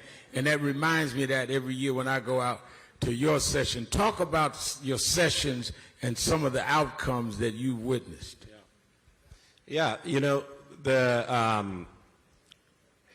it's really fascinating to see what separation of black people does to us, and to contrast that with connecting black people together and what that does to us, right?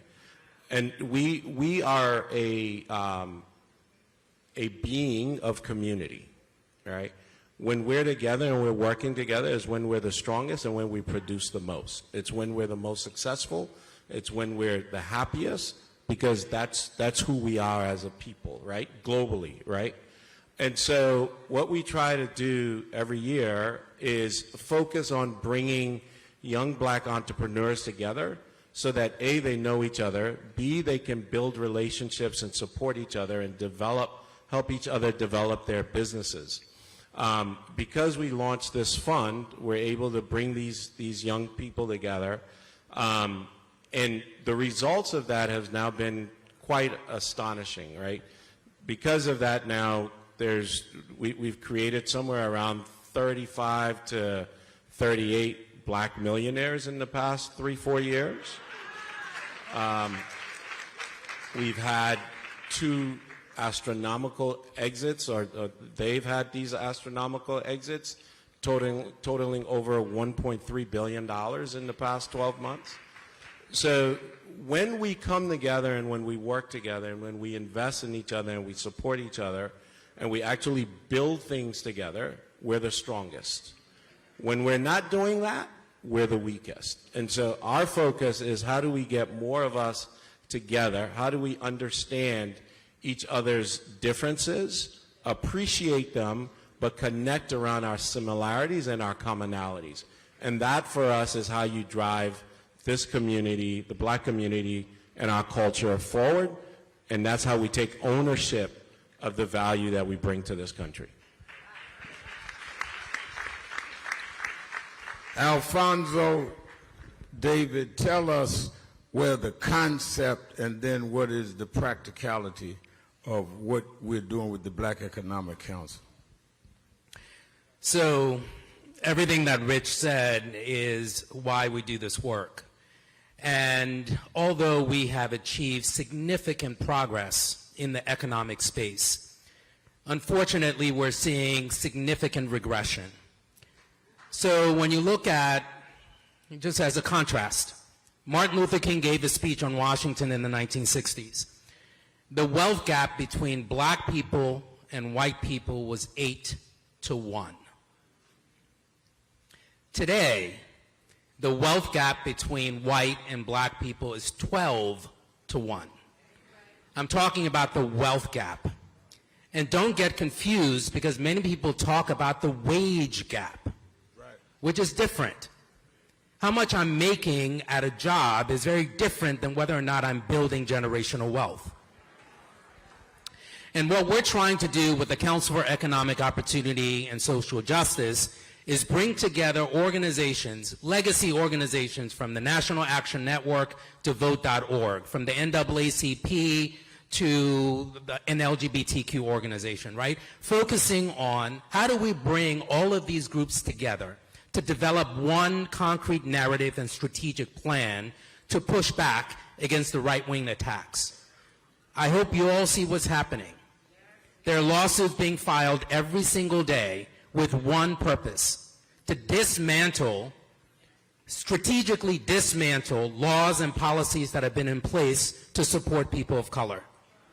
What they're looking to do is to essentially say that every single statute and regulation in this country has to be race neutral. That's the goal.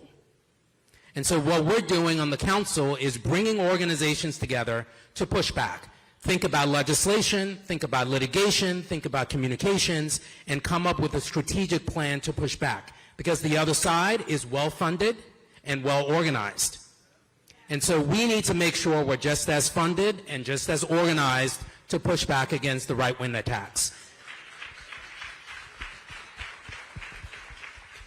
The fight to eliminate, eradicate, or wipe out DEI, diversity, equity, and inclusion, is something that we in NAN take seriously. We've been for 13 weeks now marching on Bill Ackman, which is the activist side. You have the legal side. They're different fronts. We all have different roles we play.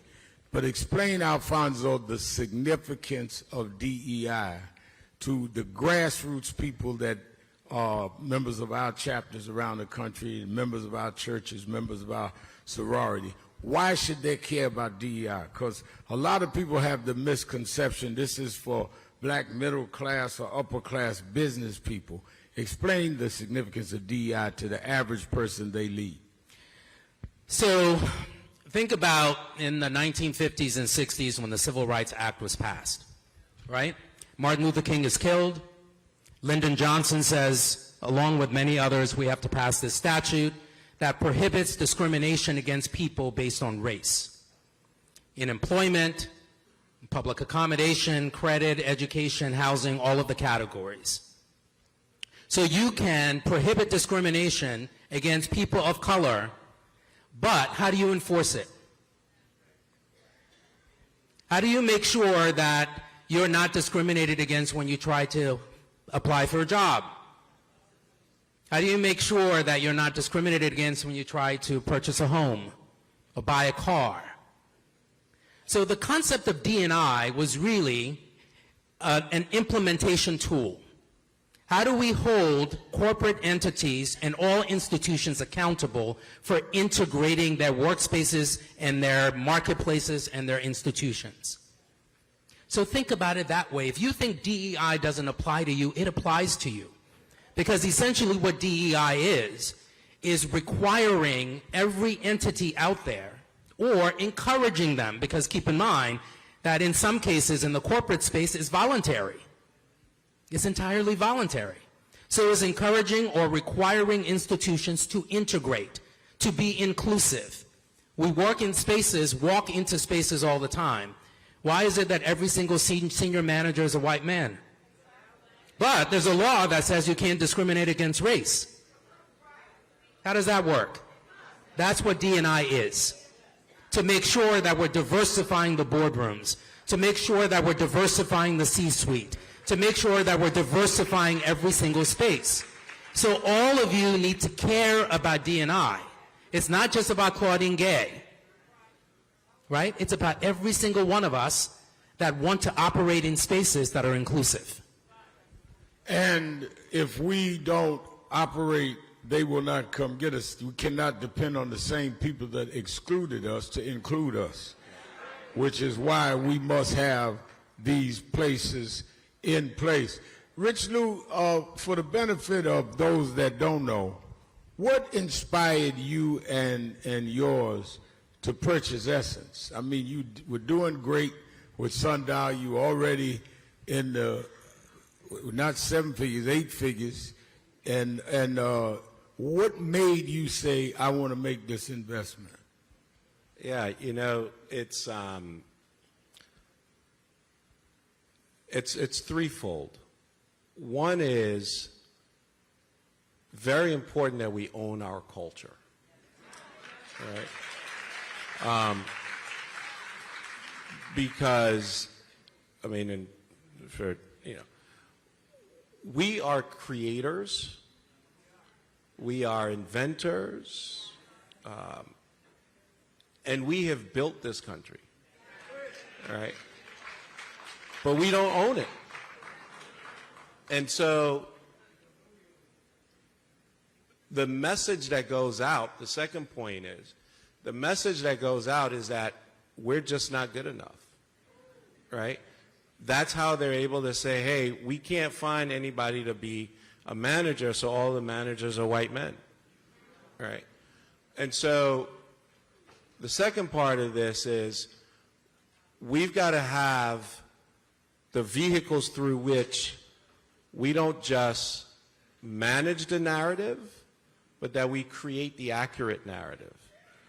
And so, essence, again, is a point where we can not just create that narrative, we can distribute that narrative, and we can put that narrative, that accurate narrative in front of our own communities, and then broaden it out beyond that. Because the media shapes how we think about things. Right? And if we don't own it, somebody else is shaping how we think about things. Right? So that's the second reason. And then the third reason, Rev, is, you know, as my cousin Emmett would say, the revolution must be financed. Right? So you got to make money, right? These things don't pay for themselves. And if you're not able to pay for it, then you're at the behest of somebody else paying for it. And when you're at the behest of somebody else paying for it, then you have to follow what it is that they want to see happen with their investments. So you then become compromised to some extent on what you can put out. So our objective is to continuously be building businesses that allow us to take the money from those businesses and reinvest them in organizations like this, right? In telling our truths and showing the world who we are and how we are. But we're not going to be able to do it if we're always reliant upon somebody else providing us those opportunities. So, you know, those three reasons made it for us, and we continue to grow in this space and to find other places to be able to distribute, to create the narrative and distribute it. But the thing that we must always be thinking about, like I said, you know, it's how we come together as a community is going to determine how strong we're going to be, right? It's going to determine what our kids can look forward to when they grow up. Having economic assets that can reinvest into our schools, that can reinvest into our healthcare systems, that can reinvest into our political processes, allow us to maintain the freedom that we fight so hard for. Now, your CEO, Sister Wanga, is being honored tonight. She has a business model that emerged out of this. Explain a little of that so people understand, because it's very, very serious what you've been able to structure with her. Yeah, she's an incredible leader, and you guys will get to meet her tonight. But she's damn near quadrupled that business since we acquired it. So you think about that type of growth in this type of environment, and it's extremely impressive. But, you know, my philosophy on this, and this is where it goes, as I said, the revolution must be financed. To finance the revolution, you got to have a healthy P&L. And that's our business model, right, is we look at that P&L every day, and we drive against that P&L so that we're able to make the amounts, the profits that are necessary, not just to sustain the business, but to then invest back in our community. And she's been an extraordinary partner in that. I'm excited that you guys get to see her this evening. Alfonso, most of those in the major corporate world are not held accountable because, as Rich Lou said, they finance what is purported to be their opposition. So it's really no opposition. It's like having a boxing champion that decides on his opponent.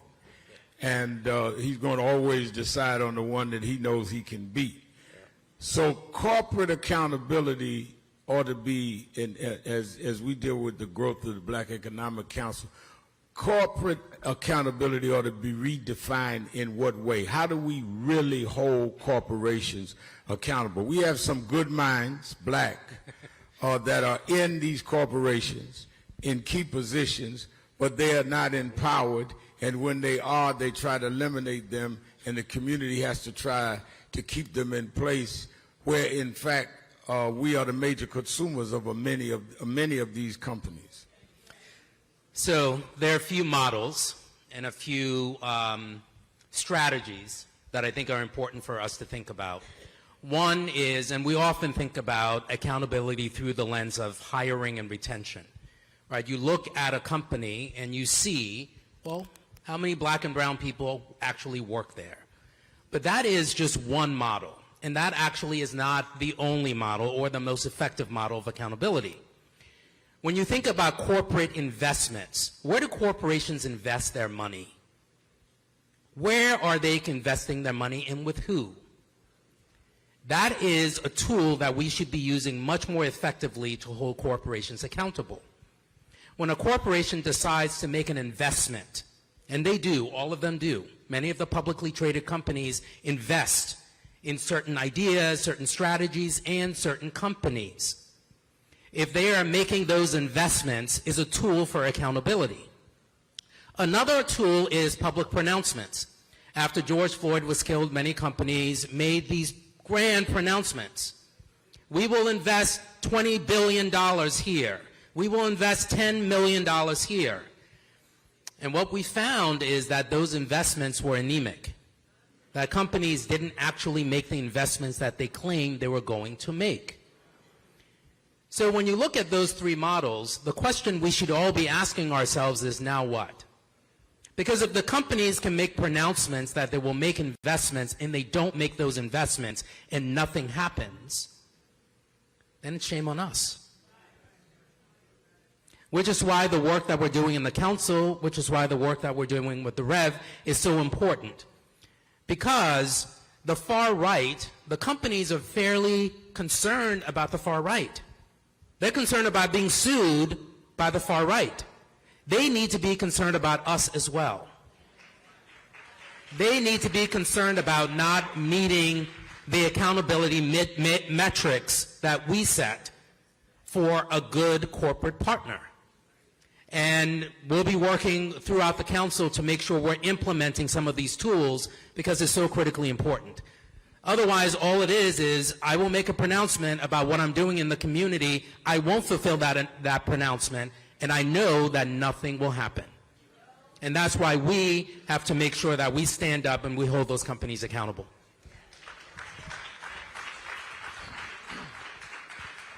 One of the things that I have always celebrated about our people is those of us that become secure in ourselves and don't conform to whatever is a pre-conditioned model of this is the way you're supposed to be black, or this is what's appropriate, or this is what's not appropriate.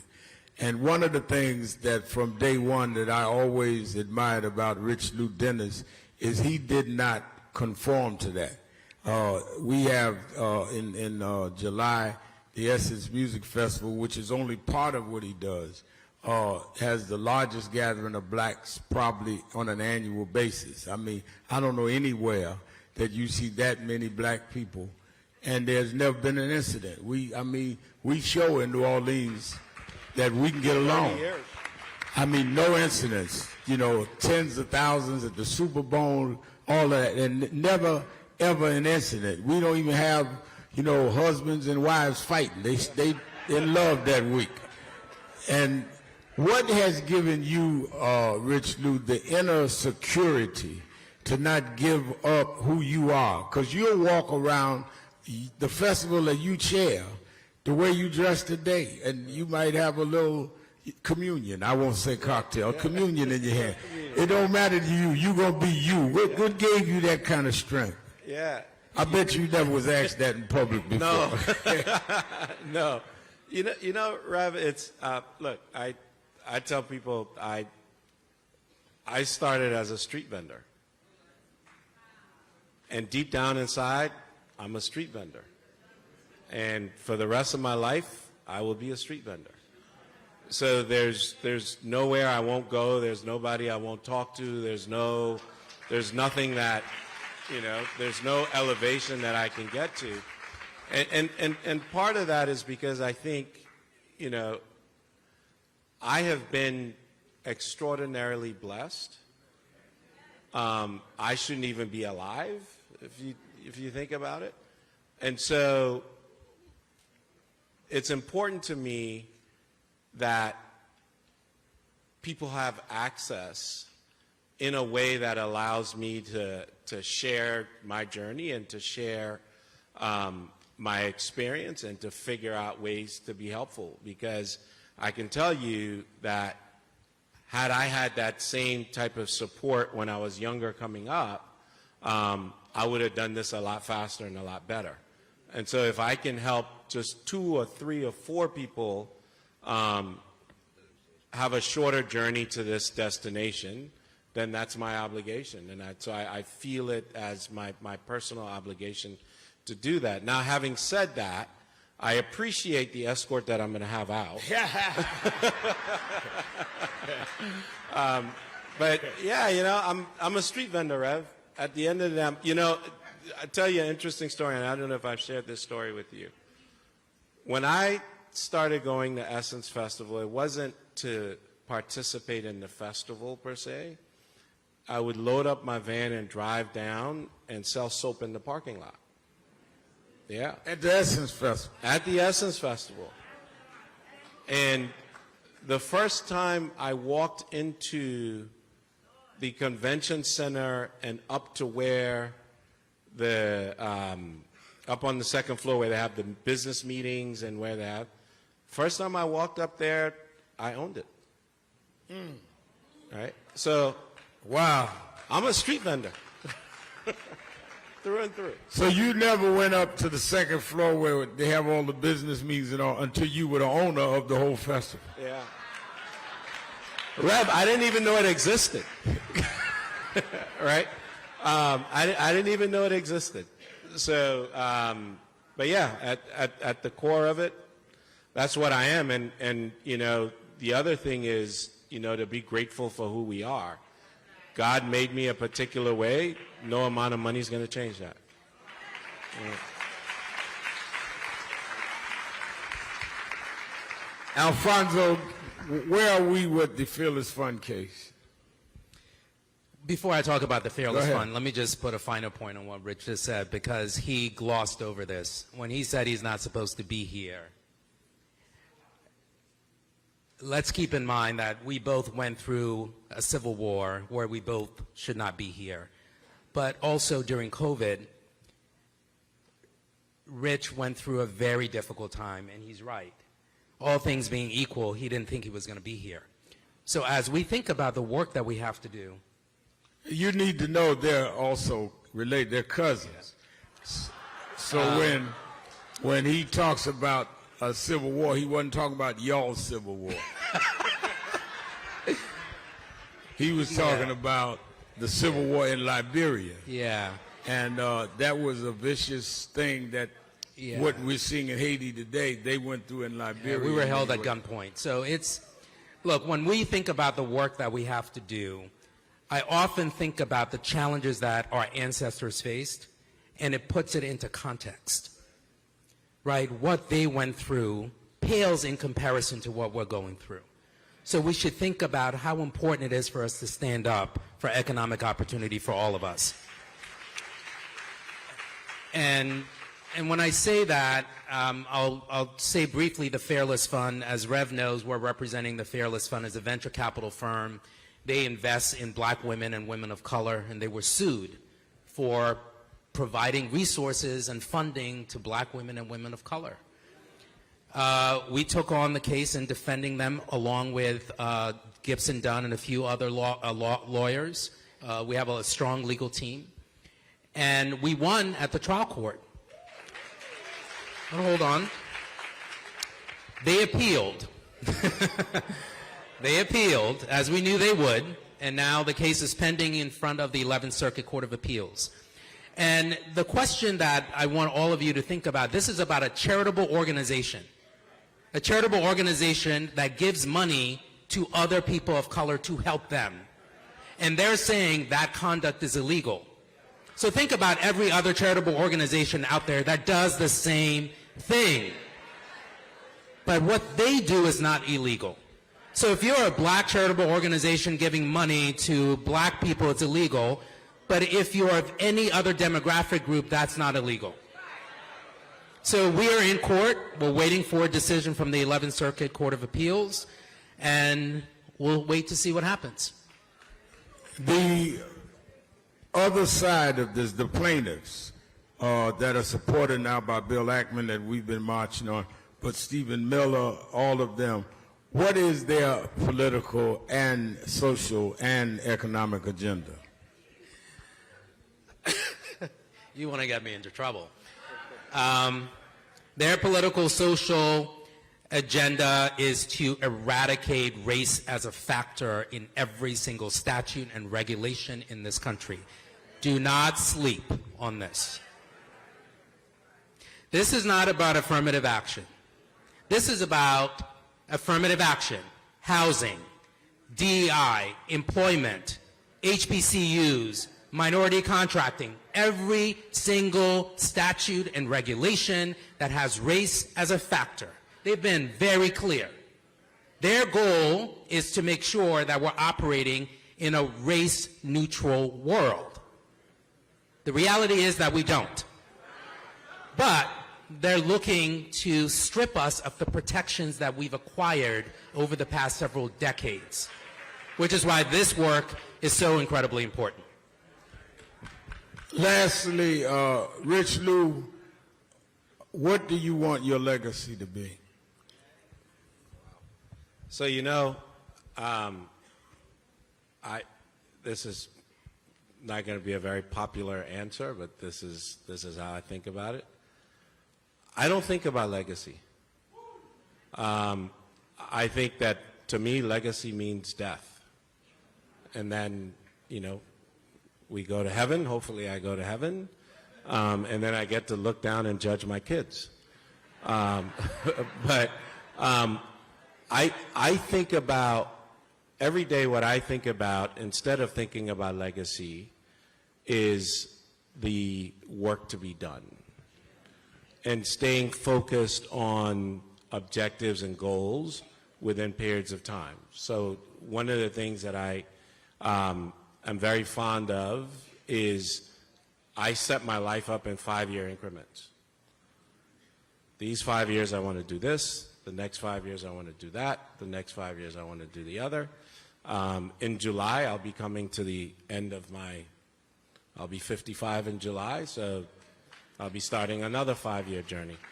But that's how I think about it. I think that if you look at legacy in the way that we typically think about it, the only thing that I can hope to leave behind is one, well, I guess not the only thing, one, children that can carry on what we've started. I was sharing earlier, this will be 4th generation in business together in my family. My grandmother and father were in business together. Me and my mother are in business together. Now my children and their siblings would be in business together. And so for me, I think it's maybe continuing that legacy is to create a foundation that they can carry on. And then, when I'm dead and gone, if somebody were to say, hey, he fought to make sure that black people had a fair shot, I'd be happy.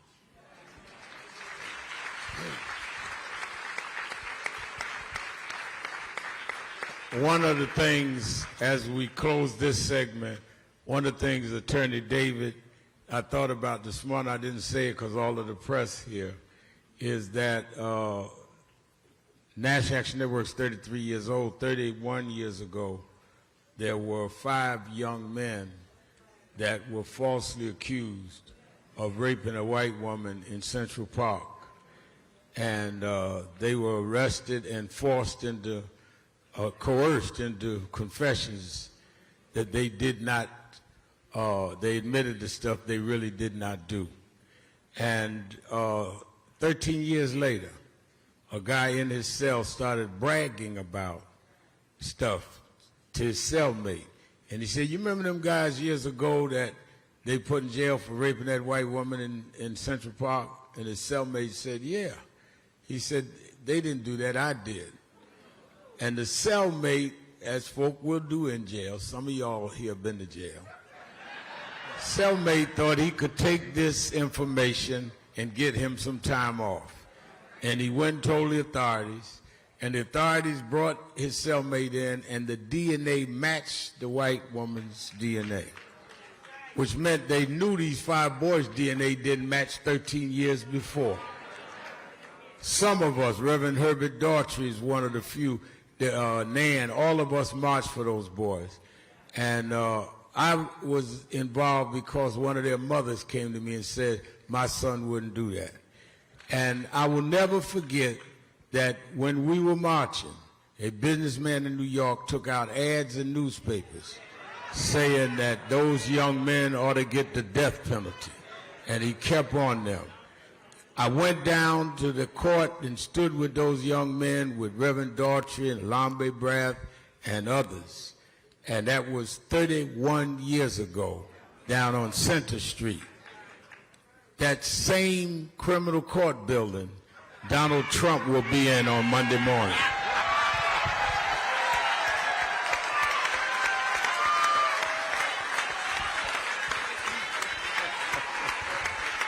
Same courthouse. And one of those 5 young men is at our rallies in Harlem every Saturday morning. Come on up, take a picture with Rich Lou. Carrie Weiss, one of the Central Park 5.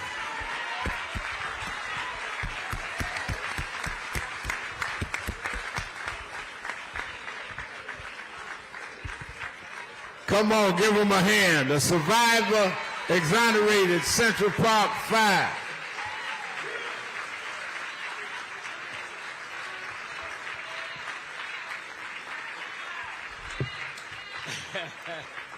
All right, give a hand. Rich Lou Dennis, Alfonso David.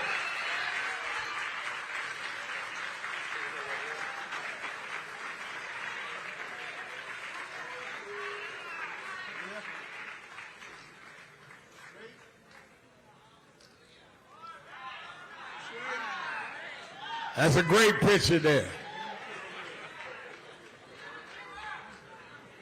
All right, thank you. Thank you very much, Rich Lou. Thank you, Alfonso. Come on, give him a hand on the way out. Y'all get around Rich Lou now. Rush him out. Don't let nobody get to him.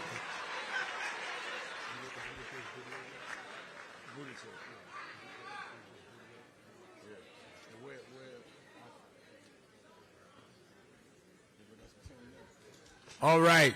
Before we go, I want to go into our justice area. We have the Assistant Attorney General of the United States, in charge of civil rights, Christian Clark. We're going to do a fireside chat with her, but let's hear quickly from another one of the cabinet, national cabinet members of President Biden. He was here last year in person. He sent a video because he's with the president. Let us hear from the Secretary of Transportation, Pete Buttigieg.